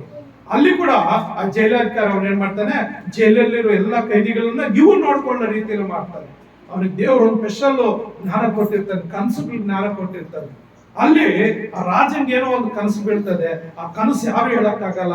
ಆಮೇಲೆ ಜೈಲಲ್ಲಿರೋಂತ ಇವನು ಕನಸನ್ನ ಅರ್ಥ ತಿಳಿಸ್ತಾನೆ ಅಂತ ಹೇಳುವಾಗ ಅವನ್ ಕರ್ಕೊಂಡು ಬಂದು ಅಲ್ಲಿ ಏನ್ ಮಾಡ್ತಾನೆ, ಒಂದು ಆ ಕನಸನ್ ಕೂಡ ಅರ್ಥ ತಿಳಿಸ್ತಾನೆ. ಆಮೇಲೆ ಅವನು ಏನ್ ಮಾಡ್ತಾನೆ, ಜೈಲಿಂದ ಬಿಡಿಸಿ ಅವನಿಗೆ ಪ್ರಧಾನಿಯಾಗಿ, ಆ ದೇಶಕ್ಕೆ ಪ್ರಧಾನಿಯಾಗಿ ಅದನ್ನ ನೇಮಿಸ್ತಾನೆ. ಈ ರೀತಿಯಾಗಿ ಆ ಸಮಯದಲ್ಲಿ ಈ ಕಾನಾನ್ ದೇಶದಲ್ಲಿ ಬರಗಾಲ, 7 ವರ್ಷ ಮಳೆ ಬೀಳಲ್ಲ, 7 ವರ್ಷ ಬೆಳೆ ಇಲ್ಲ, ಕುಡಿಯೋಕ್ ನೀರಿಲ್ಲ. ಅವಾಗ ಏನ್ ಮಾಡ್ತಾನೆ, ಆ ದೇಶಕ್ಕೆ ಕೊಂಡ್ಕೊಳ್ಳಕ್ ಹೋಗ್ತಾನೆ. ದವಸ ಧಾನ್ಯ ಕೊಂಡ್ಕೊಳ್ಳುವಾಗ ಅವರನ್ನೆಲ್ಲ ಗುರುತಿಡ್ತಾನೆ, ಮತ್ತೆ ಹತ್ರ ಕರ್ತಾನೆ. ಕರೆದು ಏನ್ ಮಾಡ್ತಾನೆ, ಅವ್ರ ದವಸ ಧಾನ್ಯ ಕೊಟ್ಟು ಎಲ್ಲರೂ ಪೋಷಿಸ್ತಾನೆ. ಅವ್ರ ತಂದೆ ಸತ್ತು ಹೋಗ್ತಾನೆ. ಆದ್ರೆ ಅಲ್ಲಿ ಏನಾಗುತ್ತೆ ಅಂದ್ರೆ ಪ್ರಿಯರೇ, ಇವ್ರು ಭಯ ಬರ್ತದೆ ಅಣ್ಣಂದಿಗೆ, ನಾವು 20 ರೂಪಾಯಿಗೆ ಮಾರ್ಬಿಟ್ವಲ್ಲ, ಇವಾಗ ತಂದೆನೂ ಸತ್ತೋಗಿದ್ದಾನೆ, ಇವ್ನಿಗೆ ಇಷ್ಟ ಬಂದಾಗ ನಮ್ಮನ್ನ ಏನಾದ್ರೂ ಮಾಡ್ಬೋದು ಅಂತ ಭಯ ಪಡುವಾಗ ಅದನ್ನ ಏನ್ ಹೇಳ್ತಾನೆ, ನೀವಂತೂ ನನಗೆ ಕೇಡಾಗ್ಬೇಕು ಅಂತ ಬಯಸಿದ್ರಿ, ಆದರೆ ದೇವರು ಮೇಲಾಗಬೇಕಂತ ಸಂಘದ ಈಗ ಅನುಭವಕ್ಕೆ ಪ್ರಕಾರವೇ ಅನೇಕ ಪ್ರಾಣಿಗಳ ಸಂರಕ್ಷಣೆ ಉಂಟಾಗುವಂತೆ ಮಾಡಿದನು. ಆದ್ರಿಂದ ನೀವು ಸ್ವಲ್ಪ ಭಯಪಡಬೇಡ್ರಿ, ನಾನು ನಿಮ್ಮನ್ನು ನಿಮ್ಗೆ ಸೇರಿದ ಎಲ್ಲರನ್ನು ಪೋಷಿಸುವೆ ಎಂದು ಹೇಳಿ ಅವರನ್ನು ಸಂತೈಸಿ ಅವರ ಸಂಗಡ ಪ್ರೀತಿಯಿಂದ ಮಾತಾಡಿದನು. ತನ್ನನ್ನು ಕೇಡು ಮಾಡಿದಂತ ಅಣ್ಣಂದರಿಗೆ ಅವನು ಕೇಡು ಮಾಡಲಿಲ್ಲ, ಅವ್ರು ಪ್ರೀತಿಸಿದ. ಮತ್ತೆ ಮಳೆ ಬಂದು ಬೆಳೆಗಳು ಬರೋ ತನಕ ಆಹಾರ ಕೊಟ್ಟು ಪೋಷಿಸಿದ. ಮತ್ತು ಅವ್ರನ್ನ ಪ್ರೀತಿಯಿಂದ ಮಾತಾಡಿ ಅವ್ರನ್ನ ಸಂತೈಸಿದ. ಹಾಗೆ ಯೋಸೇಫನು ಯೇಸು ಕ್ರಿಸ್ತನ ಹೋಲಿಕೆ ಆಗಿದೆ. ಅಂದ್ರೆ ಕೇಡು ಮಾಡುವವರಿಗೆ ಕೇಡು ಮಾಡಬಾರ್ದು, ದೇವರ ವಾಕ್ಯ ಹೇಳೋದು. ಕೇಡು ಮಾಡುದು, ಯಾರು ಕೇಡು ಮಾಡಿದ್ರ ನೀನು ಅವ್ನ ಕೇಡು ಮಾಡ್ಬಾರ್ದಂತೆ, ಅವನಿಗೋಸ್ಕರ ಪ್ರಾರ್ಥನೆ ಮಾಡ್ಬೇಕಂತೆ, ಅವನಿಗೆ ದಾಹ ಆದ್ರೆ ನೀರು ಕೊಡ್ಬೇಕಂತೆ, ಹೊಟ್ಟೆ ಹಸಿದರೆ ಅಂದ್ರೆ ಊಟ ಕೊಡ್ಬೇಕಂತೆ, ಅವ್ರಿಗೋಸ್ಕರ ಪ್ರಾರ್ಥನೆ ಮಾಡ್ಬೇಕಂತೆ.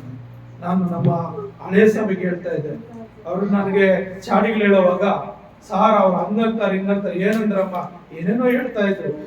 ಅದಕ್ಕೆ ದೇವ್ರ ವಾಕ್ಯ ಹೇಳ್ತಮ್ಮ, ಅವ್ರು ನಿನ್ ಮಕ ಮುಚ್ಚಂದ್ರೆ ದೇವ್ರು ನಿನ್ನ ಆಶೀರ್ವಾದ ಮಾಡುವಂತ ಆಶೀರ್ವಾದ ಮಾಡು, ನೀನ್ ಆಶೀರ್ವಾದ ಮಾಡು, ಆಶೀರ್ವಾದ ನಿನ್ ಮೇಲೆ ನಿಲ್ತಾ ಇದೆ ಅಂತ ಹೇಳ್ತಾ ಇದ್ದೆ. ಹಾಗೆ ಪ್ರಿಯ ನನ್ನ ಸಹೋದರರೇ, ಇಲ್ಲಿ ಏನಾಗುತ್ತೆ, ಆಗ ಯೇಸು ಅವನ್ ಏನ್ ಮಾಡ್ತಾನ, ತಕ್ಷಣ ಗುಣಪಡಿಸ್ತಾನೆ.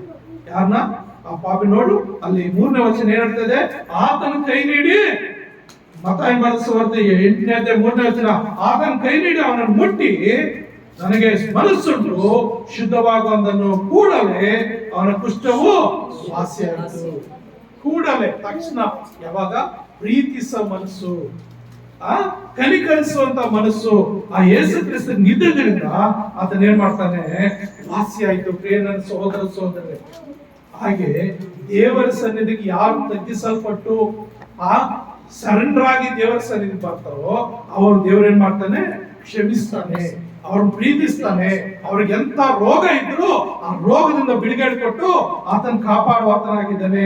ಆತನ ಪ್ರಿಯ ನನ್ನ ಸಹೋದರರೇ, ನಾವು ಮುಂದೆ ನೋಡುವಾಗ ಅಲ್ಲಿ 4ನೇ ವಚನ ಏನ್ ಹೇಳ್ತದೆ, ಆಗ ಯೇಸು ಅವನಿಗೆ ಯಾರಿಗೂ ಹೇಳಬೇಡ ನೋಡು, ಆದ್ರೆ ಹೋಗಿ ಯಾಜಕನಿಗೆ ನಿನ್ನ ಮೈಯನ್ನು ತೋರಿಸಿ ಮೋಶೆ ನೇಮಿಸಿದ ಕಾಣಿಕೆಯನ್ನು ಕೊಡು, ಅದು ಜನರಿಗೆ ಸಾಕ್ಷಿಯಾಗಲಿ ಎಂದು ಹೇಳಿದನು. ಪ್ರಿಯ ನನ್ನ ಸಹೋದರ ಸಹೋದರರೇ, ನಾವೇನ್ ಮಾಡ್ಬೇಕಂದ್ರೆ ದೇವರು ಮಾಡಿದ ಉಪಕಾರಕ್ಕೆ ಕೃತಜ್ಞತೆ ಸಲ್ಲಿಸಬೇಕು. 96ನೇ ಕೀರ್ತನೆ ನಾವು ಓದಿದ್ವಲ್ಲ, ಅಲ್ಲಿ ಏನು ವಾಕ್ಯ ಓದಿದ್ವಿ ನಾವು 96ನೇ ಕೀರ್ತನೆಯಲ್ಲಿ ಒಂದು ವಾಕ್ಯ.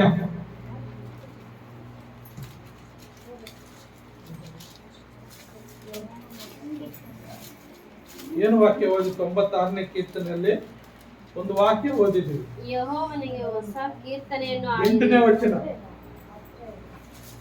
ಯೆಹೋವನ ನಾಮಕ್ಕೆ ಯೋಗ್ಯವಾದ ಘನವನ್ನು ಸಲ್ಲಿಸಿರಿ, ಹಾ, ಕಾಣಿಕೆಯೊಡನೆ ಆತನ ಅಂಗಳಗಳಲ್ಲಿ ಬನ್ನಿರಿ. ಏನಂತೆ?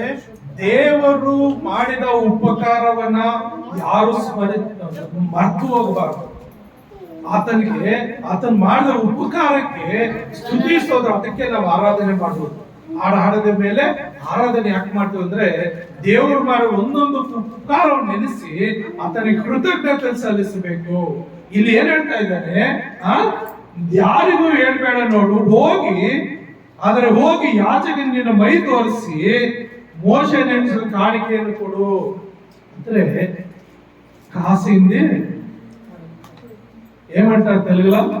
కాసింది కర్మ తెగేది అంటారు కదా పెద్దలు అంటారు. ఏడపోయినా కూడా ఇక్కడ హాస్పిటల్కి పోతాము, డాక్టర్ మేలు చేయాలంటే మనం ఏం చేస్తాం? ఫస్ట్ ఫీజు ఇస్తాం ఇంత అని. ఆయన ఫిక్స్ చేయంటాడు ఒక్కొక్క దానికి ఇంత అని. కానీ ఇండియాలో దేవస్థానాలకు పోవాలంటే, పూజలకు పోవాలంటే మంగళారతికి ఇంత, అభిషేకం కింద ఏదేమో ఎటో ఉండివి అభిషేకాలు ఒక్కొక్క దానికి ఇంత అని పూజారులు కూడా ఫిక్స్ అయ్యారు. కానీ యేసు స్వామి మందిరానికి వస్తే యేసు స్వామి టీంలో ఫిక్స్ లేదు. నువ్వు ఎంతనా ఇవ్వచ్చు, ఏమి ఇవ్వకున్నానో పోవచ్చు, కానీ ఇస్తే దాని ప్రతిఫలము ఉంది. ఇస్తే ప్రతిఫలము లిమిట్ లేదు, తక్కువ నీకెంత ఇవ్వచ్చు. ఇప్పుడు అనేకులు దేవుడు ఏమైనా వాళ్ళకి మంచి చేసిందంటే మన ಯಾಡೋ ದೇವರನ್ನ ಅಲ್ಲಿ ಒಂದು ಕಾರ್ಯ ನಡ್ತಿ ಏನಂದ್ರೆ ದೇವ್ರು ಅವ್ರು ಒಳ್ಳೇದ್ ಮಾಡ್ದ, ಜಮೀನು ಮಾರ್ಬಿಟ್ರು, ಒಳ್ಳೆ ದುಡ್ಡು ಬಂದಾಗ ನಿಜ ಹೇಳ್ತಾ ಇದ್ದಾರೆ, ಸುಳ್ಳಲ್ಲ. ದೇವರು ಭಾಗ ಅಂತೇಳಿ ಒಂದು ಮೂಟೆ ತುಂಬಾ ತುಂಬಿಕೊಂಡು ಹೋಗಿದ್ದಾರೆ ಅಂತ ದುಡ್ಡು ಅವ್ರ ಸೇವಕರು ಕೊಡೋದಕ್ಕೆ. ಅವ್ರ ಸೇವಕರಿಗೆ ಎಲ್ಲ 500 ರೂಪಾಯಿ 1000 ರೂಪಾಯಿ ನೋಟ್ಗಳು ಒಂದು ಮೂಟೆ ತುಂಬಾ ತುಂಬಿಕೊಂಡು ಹೋಗ್ಕೊಟ್ಟಿದ್ದಾರೆ. ಎಷ್ಟು ಅಂದ್ರೆ 3 ಕೋಟಿ ಇರುತ್ತೆ. ಅಂದ್ರೆ ಪ್ರೇರೆ ಎಷ್ಟು ಹೆಚ್ಚಾಗಿ ದೇವ್ರಿಗೆ ನಾವು ಕೊಡ್ತೀವೋ, ದೇವ್ರ ಸೇವೆಯಲ್ಲಿ ಕೊಡ್ತೀವೋ, ಅಷ್ಟು 1000 ಪಟ್ಟು ದೇವರ ಆಶೀರ್ವಾದ ಮಾಡ್ತಾನೆ. ಅಷ್ಟು 1000 ಪಟ್ಟು ದೇವರು ಆಶೀರ್ವಾದ. ಅದಕ್ಕೆ ದೇವರ ಸಭೆಯಲ್ಲಿ ಕಾಣಿಕೆ ಅನ್ನೋದು ಲಿಮಿಟ್ ಇಲ್ಲ. ನಾವು ಇಲ್ಲಿ ಮಾರ್ಕನ್ ಬರೆದ ಸುವಾರ್ತೆಯಲ್ಲಿ ಒಂದ್ ಕಡೆ 12ನೇ ಅಧ್ಯಾಯ 38ನೇ ವಚನದಲ್ಲಿ ಒಬ್ಬ ವಿಧವೆ 2 ಆಣೆ ಹಾಕೋದು ಸಾಕ್ಷಿ. ಅಲ್ಲಿ ಯೇಸು ಸ್ವಾಮಿ ಹೋಗಿ ಯಾರು ಕಲ್ಲಾಪೆಟ್ಟಿಗೆ ಇರುತ್ತೆ, ಯಾರು ಎಷ್ಟೆಷ್ಟು ಆಗ್ತಾರಂತ ಅಲ್ಲೇ ಆ ಉಂಡಿ ಹತ್ರ ಕುತ್ಕೊಂಡಿರ್ತಾರಂತ ನೋಡೋದಕ್ಕೆ. ಕೆಲವರೆಲ್ಲ ಶ್ರೀಮಂತರೆಲ್ಲ ಬಂದು ತಮಗೆ ಆಗಿ ಮಿಕ್ಕಿದ್ರಲ್ಲಿ ಆಗ್ತಾ ಇದ್ರಂತೆ. ಪಾಪ ಒಬ್ಬ ಬಡ ವಿಧವೆ ಮುದುಕಿ 2 ಆಣೆ ಇತ್ತಂತೆ. 2 ರೂಪಾಯಿ ಹಾಕಿ ಏನೋ ಚೀಲದಲ್ಲಿ, ಇನ್ನೇನಿಲ್ವಂತೆ, ಮನೇಲಿ ಅಡಿಗೆ ಕೂಡ ಏನಿಲ್ವಂತೆ. ಆದ್ರೆ ತನಗಿದ್ದದ್ದು ಆ 2 ರೂಪಾಯಿ ಕೂಡ ದೇವ್ರು ಕೊಟ್ಬಿಟ್ಲಂತೆ. ನೋಡುವ ಆ ಒಂದು ಮಾತು ಅನೇಕ ಭೂಮಿ ಆಕಾಶ ಇರೋ ತನಕ, ಈ ಸತ್ಯವೇದ ಇರೋ ತನಕ ಏನೋ ಆಕೆ ಹೆಸರು ಬರೆಯಲ್ಪಟ್ಟಿದೆ. ಅನೇಕ ಆಕೆ ಧ್ಯಾನ ಮಾಡ್ತಾರೆ. ಕಾರಣ ದೇವರ ಸನ್ನಿಧಿಗೆ ಬರುವಾಗ ಯಾರು ಬರೀ ಕೈಗಳಲ್ಲಿ ಬರಬಾರ್ದು. ಅನೇಕ ಸಾರಿ ಎಷ್ಟು ಕಷ್ಟಪಟ್ಟಿದ್ದೆ ನಾನು. ಹರಿದೋಗಿರಂತ ನೋಟ್ಗಳು ಹಾಕಿರ್ತಾರೆ, ಎಲ್ಲ ಇದಾಗೋಗಿರ್ತದೆ ನೋಟ್ಗಳಿಗೆ. ಅಜ್ಜಿ 95 ವರ್ಷ ಮುದುಕಿ ವಯಸ್ಸಾಗೋಗಿರ್ತದೆ ಅಂತ ನೋಟ್ಗಳು ಹಾಕ್ತಾರೆ. ಹಾಗೆ ಹಾಕ್ಬಾರ್ದು. ಯಾವತ್ತಾಗಲಿ ದೇವರಿಗೆ ಕೊಟ್ಟರೆ ಉತ್ತಮವಾದನ್ನೇ ಕೊಡಬೇಕು. 44ನೇ ಅಧ್ಯಾಯ ಹೆಚ್ಕೇಲ 44ನೇ ಅಧ್ಯಾಯ 30ನೇ ವಚನ ಓದ್ರಿ. 44ನೇ ಅಧ್ಯಾಯ 30ನೇ ವಚನ, ಪೇಜ್ ನಂಬರ್ ಹೇಳಮ್ಮ. 30. ಎಲ್ಲಾ ಪ್ರಥಮ ಫಲಗಳಲ್ಲಿ ಉತ್ಕೃಷ್ಟ ಅಂದ್ರೆ ಒಳ್ಳೆಯದನ್ನ ನೀವು ನನಗೆ ಪ್ರತ್ಯೇಕಿಸಿ ಸಮರ್ಪಿಸುವ ಎಲ್ಲಾ ಪದಾರ್ಥಗಳು ಅವರಿಗಾಗಿ ಬೇಕು. ನಿಮ್ಮ ಮನೆಯ ಆಶೀರ್ವಾದಕ್ಕೆ ಇದು ನೆಲೆಯಾಗುವಂತೆ ಚೆನ್ನಾಗಿ ಅಂಡರ್ಲೈನ್ ಮಾಡ್ಕೊಳ್ರಿ. ನಿಮ್ಮ ಮನೆಯ ಆಶೀರ್ವಾದಕ್ಕೆ ಪಾತ್ರವಾಗುವಂತೆ ನೀವು ಮೊದಲನೆಯ ನೀವು ಮೊದಲನೇ ಹಿಟ್ಟನ್ನು ಹಿಟ್ಟನ್ನು ಯಾಜಕರಿಗೆ ಕೊಡತಕ್ಕದ್ದು. ಯಾಜಕರಿಗೆ ಕೊಡ್ತಕ್ಕದ್ದು. ನಿಮ್ಮ ಮನೆಯಲ್ಲಿ ನೀವು ಅಡಿಗೆ ಮಾಡ್ತೀರ, ಮುದ್ದೆ ಮಾಡ್ತೀರ ಅಂದ್ಕೊಳ್ರಿ. ಮುದ್ದೆ ಮಾಡ್ಬೇಕಂದ್ರೆ ಒಂದು ಸೀಕ್ರೆಟ್, ನೀವು ಆಶೀರ್ವಾದ ಬರ್ಬೇಕಂದ್ರೆ ಒಂದು ಸೇರು ಇಟ್ಟು ನೀವು ಅಡಿಗೆ ಮುದ್ದೆ ಮಾಡ್ತೀರಂದ್ರೆ ಅದರಲ್ಲಿ 100 ಗ್ರಾಮ್ ಅಷ್ಟು ಇಟ್ಟು ಪಕ್ಕಕ್ಕೆ ತೆಗಿಬೇಕು. 1 ಲೀಟರ್ ಎಣ್ಣೆ ತಂದ್ರೆ 100 ಗ್ರಾಮ್ ಎಣ್ಣೆ ಪಕ್ಕಕ್ಕೆ ತೆಗಿಬೇಕು. ನೀನು 10 ಸೋಪ್ ತಂದ್ರೆ 1 ಸೋಪ್ ಪಕ್ಕಕ್ಕೆ ಇಡಬೇಕು. 1 kg ಬೇಳೆ ತಂದ್ರೆ 100 ಗ್ರಾಮ್ ಬೇಳೆ ಪಕ್ಕಕ್ಕೆ ಇಡಬೇಕು. ದೇವರಲ್ಲಿ ನಿನ್ನ ಮನೆ ಆಶೀರ್ವಾದ ಆಗ್ಬೇಕಂದ್ರೆ ನೀನು ಬೆಳೆಯುವಂತ ಬೆಳೆಯಲ್ಲಿ ಪ್ರಥಮ ಫಲ ದೇವರಿಗೆ ಕೊಡಬೇಕು. ನೀನು ಬರುವಂತ ಆದಾಯದಲ್ಲಿ ಪ್ರಥಮ ಭಾಗ ದೇವರಿಗೆ ಕೊಡಬೇಕು. ಅದು ಯಾವಾಗ ನೀನು ದೇವರಿಗೆ ಕೊಡ್ತೀಯೋ ದೇವರು ಅವಾಗ ಆಶೀರ್ವಾದ ಮಾಡ್ತಾನೆ. ನಿನ್ನ ಮನೆಯು ಆಶೀರ್ವಾದಕ್ಕೆ ಪಾತ್ರವಾಗುವಂತೆ ನಿನ್ನ ಮನೆ ಮೊದಲನೇ ಇಟ್ಟು ಕೂಡ ದೇವರಿಗೆ ಕೊಡ್ಬೇಕು. ಯಾಜಕರಿಗೆ ಅಂದ್ರೆ ದೇವರ ಸೇವಕರಿಗೆ ನೀನು ಕೊಡ್ಬೇಕು.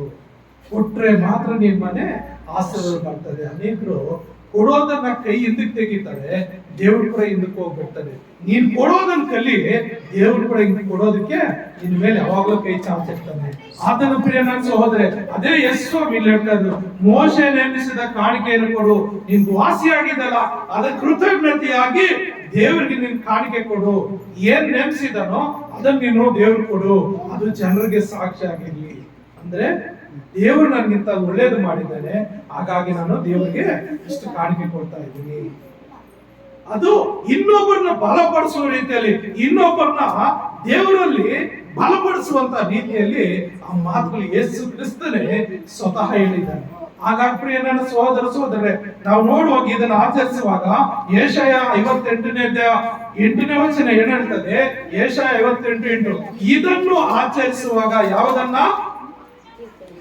ದೇವರು ಹೇಳಿದ ಮಾತುಗಳನ್ನು ನಿನ್ನ ಜೀವಿತದಲ್ಲಿ ನೀನು ಕೈಕೊಂಡು ನಡೆಯುವ ಆಚರಿಸುವಾಗ, ಅಂದ್ರೆ ದೇವರ ಮಾತನ್ನು ಕೇಳಿ ನಡೆಯುವಾಗ ನಿಮಗೆ ಬೆಳಕು ಉದಯದಂತೆ ಭೇದಿಸಿಕೊಂಡು ಬರುವುದು.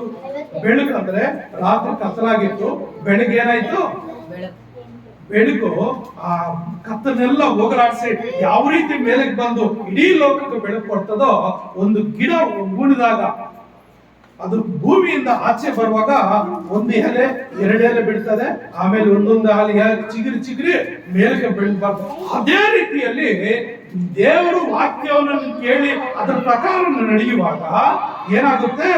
ನಿನ್ನ ಬೆಳಕು ಉದಯದಂತೆ ಬೇಯಿಸ್ಕೊಂಡು ಬರೆದು ನಿಮಗೆ ಕ್ಷೇಮವು ಬೇಗನೆ ವಿಕಸಿಸುವುದು. ಅಂದ್ರೆ ವೃದ್ಧಿ ಆಗುವುದು. ಒಂದು ಗಿಡ ಯಾವ ರೀತಿ ಬೆಳೆದು ಬರ್ತದೋ, ಫಲ ಕೊಡ್ತದೋ, ಅದೇ ರೀತಿಯಲ್ಲಿ ದೇವರ ವಾಕ್ಯವನ್ನು ಕೇಳಿ ವಾಕ್ಯದ ಪ್ರಕಾರ ನೀನು ನಡ್ಕೊಳ್ಳೋದಾದ್ರೆ ನಿನ್ನ ಕುಟುಂಬ ಅಭಿವೃದ್ಧಿ ಬರ್ತದೆ, ಆಶೀರ್ವಾದ ಅಂತದೆ. ನೀನು ಏನು ದೇವ್ರು ಕೊಡ್ತೀಯೋ ಅದನ್ನ ದೇವ್ರು ಬಡ್ಡಿ ಸಮೇತ ಹಿಂದಕ್ಕೆ ಕೊಡ್ತಾರಂತೆ. ಬಡ್ಡಿ ಸಮೇತ ಹಿಂದಕ್ಕೆ ಕೊಡ್ತಾರಂತೆ. ಕೊಟ್ಟು ಪರೀಕ್ಷೆ ಮಾಡ್ರಿ ಅಂತ ಹೇಳ್ತಾನೆ ವಾಕ್ಯಗಳಲ್ಲಿ, ಕೊಟ್ಟು ಪರೀಕ್ಷೆ ಮಾಡ್ರಿ ಅಂತ ಹೇಳ್ತಾನೆ.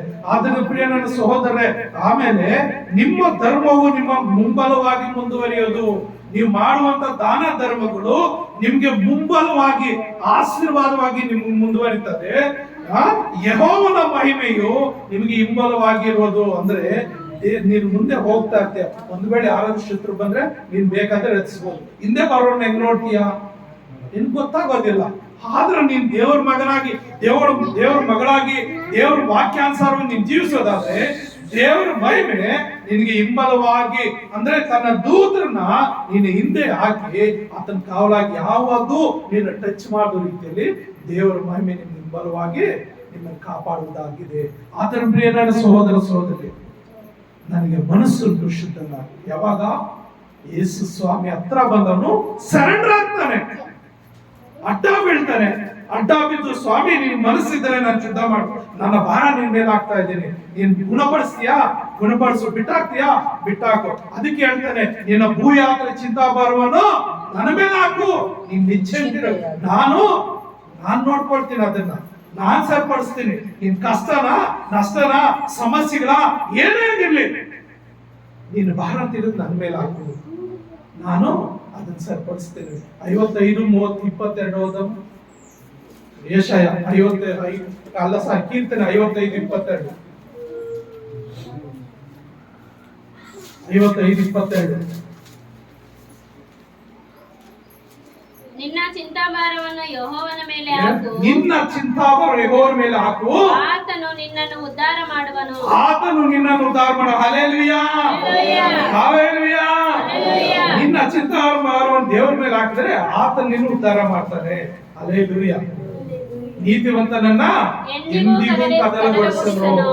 ಅಂದ್ರೆ ನೀನ್ ನೀತಿವಂತನಾಗಿದ್ರೆ ಎಷ್ಟು ನೀನ್ 7 ಸಾರಿ ಬಿದ್ದೋದ್ರು ಎಬ್ಬಿಸ್ತಾರ ಮೇಲೆ. ಹಲ್ಲೆಲೂಯಾ. ನೀನ್ 7 ಸಾರಿ ಬಿದ್ದೋದ್ರು, 7 ಸಾರಿ ನಿನ್ ಕಷ್ಟಗಳಲ್ಲಿ ಬಿದ್ದೋದ್ರು, ರೋಗಗಳು ಬಿದ್ರು, ಸಾಲಗಾರ ಏನಾಗಿರ್ಲಿ ನಿನ್ನ ಎಬ್ಬಿಸ್ತಾರೆ. ಅದು ಹಾಗಾಗಿ ನೀತಿವಂತರನ್ನ ಹಿಂದಿಕ್ಕೆ ಕದಲಗೊಳಿಸನು. ಆದ್ದರಿಂದ ಸಹೋದರ ಸಹೋದರಿ, ಆ ಕುಷ್ಠರೋಗಿ ಯೇಸು ಸ್ವಾಮಿ ಪಾದಕ್ಕೆ ಸರೆಂಡರ್ ಆದ, ಅಡ್ಡ ಬಿದ್ದು ನೀನು ಹಾಗೆ ಆತನ ಪಾದಕ್ಕೆ ಅಡ್ಡ ಬೀಳ್ಬೇಕು. ಯಾವ ರೀತಿ ಅಂದ್ರೆ ದೇವ್ರು ಹೇಳ್ತಾನೆ, ಆಕಾಶ ನನ್ನ ಸಿಂಹಾಸನ, ಈ ಭೂಮಿ ಪಾದಪೀಠ. ಅಂದ್ರೆ ಈ ಭೂಮಿ ಮೇಲೆ ತಂದೆಯಾದ ದೇವರ ಪಾದಗಳಿದೆ. ಆ ಪಾದಗಳಿಟ್ಟು ನೀನು ಅಪ್ಪ ನೀನ್ ಸರೆಂಡರ್ ಆಗ್ತಾ ಇದ್ದೇನಪ್ಪ, ನೀನು ವಿಧೇಯನಾಗ್ತಾ ಇದ್ದೇನಪ್ಪ, ನನ್ನಲ್ಲಿರುವ ಎಲ್ಲ ಕಲ್ಮಶ ರೋಗ ಏನೇನಿದೆಯೋ ಎಲ್ಲ ತಿಳಿದು ಬಿಡಪ್ಪ, ನಿನ್ಗಿಷ್ಟು ಇಲ್ಲದ್ದು ನಿನಗಿಷ್ಟವಾದ ಪಾತ್ರೆಗೆ ನಾನು ರೂಪಿಸಪ್ಪ ಅಂತೇಳಿ ನೀನು ಸರೆಂಡರ್ ಆದ್ರೆ ಖಂಡಿತ ಆತನು ನಿನ್ನನ್ನು ಗುಣಪಡಿಸ್ತಾನೆ, ನಿನ್ನನ್ನು ಗುಣಪಡಿಸ್ತಾನೆ. ಪ್ರಿಯ ನನ್ನ ಸಹೋದರ ಸಹೋದರಿ, ಈ ವಾಕ್ಯವನ್ನು ಕೇಳುವಂತ ಪ್ರಿಯ ಸಹೋದರ ಸಹೋದರಿ, ದೇವರು ಆರಿಸಿಕೊಂಡಂತ ಜನಾಂಗವೇ, ನೀನು ಆತನ ಮುಂದೆ ಸರೆಂಡರ್ ಆಗ. ಆ ಕುಷ್ಠ ರೋಗಿಯನ್ನು ಯಾವ ರೀತಿ ಗುಣಪಡಿಸಿದನೋ ಅದೇ ರೀತಿಯಲ್ಲಿ ನಿನ್ನನ್ನ ಗುಣಪಡಿಸಲಿಕ್ಕೆ ಆತನ ಶಕ್ತನಾಗಿದ್ದಾನೆ. ನಿನ್ಗೆ ಆರೋಗ್ಯ ಕೊಡಲಿಕ್ಕೆ ಶಕ್ತನಾಗಿದ್ದಾನೆ. ನಿನ್ನ ಕಷ್ಟಗಳಿಂದ ಹೊರತರುವುದಕ್ಕೆ ಆತನ ಶಕ್ತನಾಗಿದ್ದಾನೆ. ನಿನ್ನ ಪಾಪಗಳನ್ನು ಕ್ಷಮಿಸೋದಕ್ಕೆ ಆತನ ಶಕ್ತನಾಗಿದ್ದಾನೆ. ನಿನ್ನ ತಲಾಂತರದಿಂದ ಬಂದಿರುವಂತಹ ಎಲ್ಲ ಶಾಪಗಳಿಂದ ಆತನ ಬಿಡಿಸಲಿಕ್ಕೆ ಶಕ್ತನಾಗಿದ್ದಾನೆ ಅಂತ ದೇವಾದಿ ದೇವರ ಮುಂದೆ ಸರೆಂಡರ್ ಆಗು. ಪ್ರಾರ್ಥನೆ ಮಾಡಿಕೊಳ್ಳೋಣ, ಪ್ರಾರ್ಥನೆ ಮಾಡಿಕೊಳ್ಳೋಣ, ಪ್ರಾರ್ಥನೆ ಮಾಡಿಕೊಳ್ಳೋಣ. ನಮ್ಮನ್ನು ಅತಿಶಯವಾಗಿ ಪ್ರೀತಿಸುವಂತ ನಮ್ಮ ತಂದೆಯಾದ ದೇವರೇ, ಏಸಯ್ಯ, ಏಸಯ್ಯ, ಏಸಯ್ಯ, ನಿನ್ನ ಮುಂದೆ ಆ ಕುಷ್ಠರೋಗಿ ಅಡ್ಡ ಬೀಳ್ದ ಹಾಗೆ ಸ್ವಾಮಿ, ನಾನು ನಿನ್ನ ಮುಂದೆ ಅಡ್ಡ ಬಿದ್ದಿದ್ದೀನಪ್ಪ. ಅಪ್ಪ ನಾನು ಅಡ್ಡ ಬಿದ್ದಿದ್ದೀನಪ್ಪ. ನನ್ನ ಕುಟುಂಬದಲ್ಲಿ ಇಂಥ ಸಮಸ್ಯೆಗಳಿದೆಯಪ್ಪ, ನನ್ನ ಜೀವಿತದಲ್ಲಿ ಇಂಥ ಸಮಸ್ಯೆಗಳಿದೆಯಪ್ಪ. ಅಪ್ಪ ಏಸಪ್ಪ, ಏಸಪ್ಪ, ನನ್ನ ಜೀವಿತದಲ್ಲಿ ಈ ಅಪ್ಪ ಇಂಥ ಸನ್ನಿವೇಶಗಳಿದೆಯಪ್ಪ, ಇಂಥ ಕಷ್ಟಗಳಿದೆಯಪ್ಪ. ನನ್ನ ಜೀವಿತದಲ್ಲಿರುವ ಎಲ್ಲ ಕಷ್ಟಗಳನ್ನ ನಿನ್ನ ಮುಂದೆ ಹಾಕ್ತಾ ಇದ್ದೀನಪ್ಪ. ಆ ಕುಷ್ಠರೋಗಿ ಸರೆಂಡರ್ ಆದ ರೀತಿಯಲ್ಲಿ ನಾನು ನಿನ್ನ ಸರೆಂಡರ್ ಆಗ್ತಾ ಇದ್ದೀನಪ್ಪ. ನಿನ್ನ ಪಾದಕ್ಕೆ ಅಡ್ಡ ಬೀಳ್ತಾ ಇದ್ದೀನಪ್ಪ. ನೀನು ಮುಟ್ಟಪ್ಪ, ನೀನು ಮುಟ್ಟಪ್ಪ. ಆ ಕುಷ್ಠರೋಗದಿಂದ ಬಿಡಿಸಿದ ರೀತಿಯಲ್ಲಿ ಅಪ್ಪ ನಿನ್ನ ಗಾಯವಾದ ಹಸ್ತವನ್ನು ಅಪ್ಪ ನಿನ್ನ ಮಕ್ಕಳ ಮೇಲೆ ಚಾಚಿ ಸ್ವಾಮಿ, ನೀನು ಮುಟ್ಟು ಸ್ವಾಮಿ. ಪ್ರತಿಯೊಬ್ಬ ಮಗನನ್ನು ಸ್ವಾಮಿ, ಪ್ರತಿಯೊಬ್ಬ ಮಗಳನ್ನಪ್ಪ ನೀನು ಮುಟ್ಟಿ ಸ್ವಾಮಿ. ಅವ್ರಿಗಿರುವಂತಹ ಎಲ್ಲ ಶಾಪ, ಎಲ್ಲ ರೋಗ, ಎಲ್ಲ ಪಾಪಗಳಿಂದ ಬಿಡಿಸಿ ಸ್ವಾಮಿ. ನಿನ್ನ ಪರಿಶುದ್ಧವಾದ ಹಸ್ತದಿಂದ ಮುಟ್ಟಿ ಸ್ವಾಮಿ, ನಿನ್ನ ಗಾಯವಾದ ಹಸ್ತದಿಂದ ಮುಟ್ಟಿ ಸ್ವಾಮಿ. ನಿನ್ನ ಅಮೂಲ್ಯವಾದ ರಕ್ತವನ್ನು ಅವರ ಮೇಲೆ ಪ್ರೋಕ್ಷಿಸಿ ಸ್ವಾಮಿ. ಸಂಪೂರ್ಣದ ಬಿಡುಗಡೆ ಕೊಟ್ಟು, ಸಂಪೂರ್ಣದ ಆರೋಗ್ಯ ಕೊಟ್ಟು ನೀ ತಾನೇ ಕಾಪಾಡಪ್ಪ, ನೀ ತಾನೇ ಮಹಿಮೆ ಎಂದುಕೊಪ್ಪ. ನಿನ್ನ ನಾಮವೇ ಮಹಿಮೆ ಹೊಂದಲು ಸ್ವಾಮಿ, ನಿನ್ನ ನಾಮವೇ ಮಹಿಮೆ ಎಂದರಪ್ಪ. ನನ್ನ ಎಸಯ್ಯ, ನನ್ನ ದೇವರೇ, ಕನಿಕರಿಸುವಂತ ದೇವರೇ, ಎದ್ದ ತಾಯಿ ತನ್ನ ಮಕ್ಕಳನ್ನು ಮರೆತಾಳೆ. ಒಂದು ವೇಳೆ ಮರೆತು ಹೋಗ್ಬೋದು. ನಾನಾದರೆ ನಿನ್ನನ್ನು ಮರೆಯೇ ಇದೋ ನಿನ್ನನ್ನು ನನ್ನ ಅಂಗೈಗಳಲ್ಲಿ ಚಿತ್ರಿಸಿಕೊಂಡಿದ್ದೇನಂತ ವಾಗ್ದಾನ ಮಾಡಿದಂತೆ ದೇವರೇ. ಅಪ್ಪ, ತಾಯಿಯ ಗರ್ಭದಲ್ಲಿ ಇರುವಾಗಲೇ, ಪಿಂಡವಾಗಿ ಇರುವಾಗಲೇ ನಿನ್ನ ಕಣ್ಣುಗಳು ನಮ್ಮ ನೋಡಿದೆ ಸ್ವಾಮಿ. ನಿನ್ನ ಅಂಗೈಗಳಲ್ಲಿ ನಮ್ಮನ್ನು ತೆಗೆದುಕೊಂಡು ಚಿತ್ರಿಸಿದ್ಯೆ ಸ್ವಾಮಿ. ಮುಪ್ಪಿನ ತನಕ ನಾನೇ ಆಧಾರವಾಗಿರ್ತೇನೆ ಅಂತ ವಾಗ್ದಾನ ಮಾಡಿದೆಯೇ ಸ್ವಾಮಿ. ನಾನೇ ನಿನ್ನೆಲ್ಲ ಭಾರವನ್ನು ಹೊರುತ್ತೇನೆ ಅಂತ ಹೇಳಿದೆಪ್ಪ.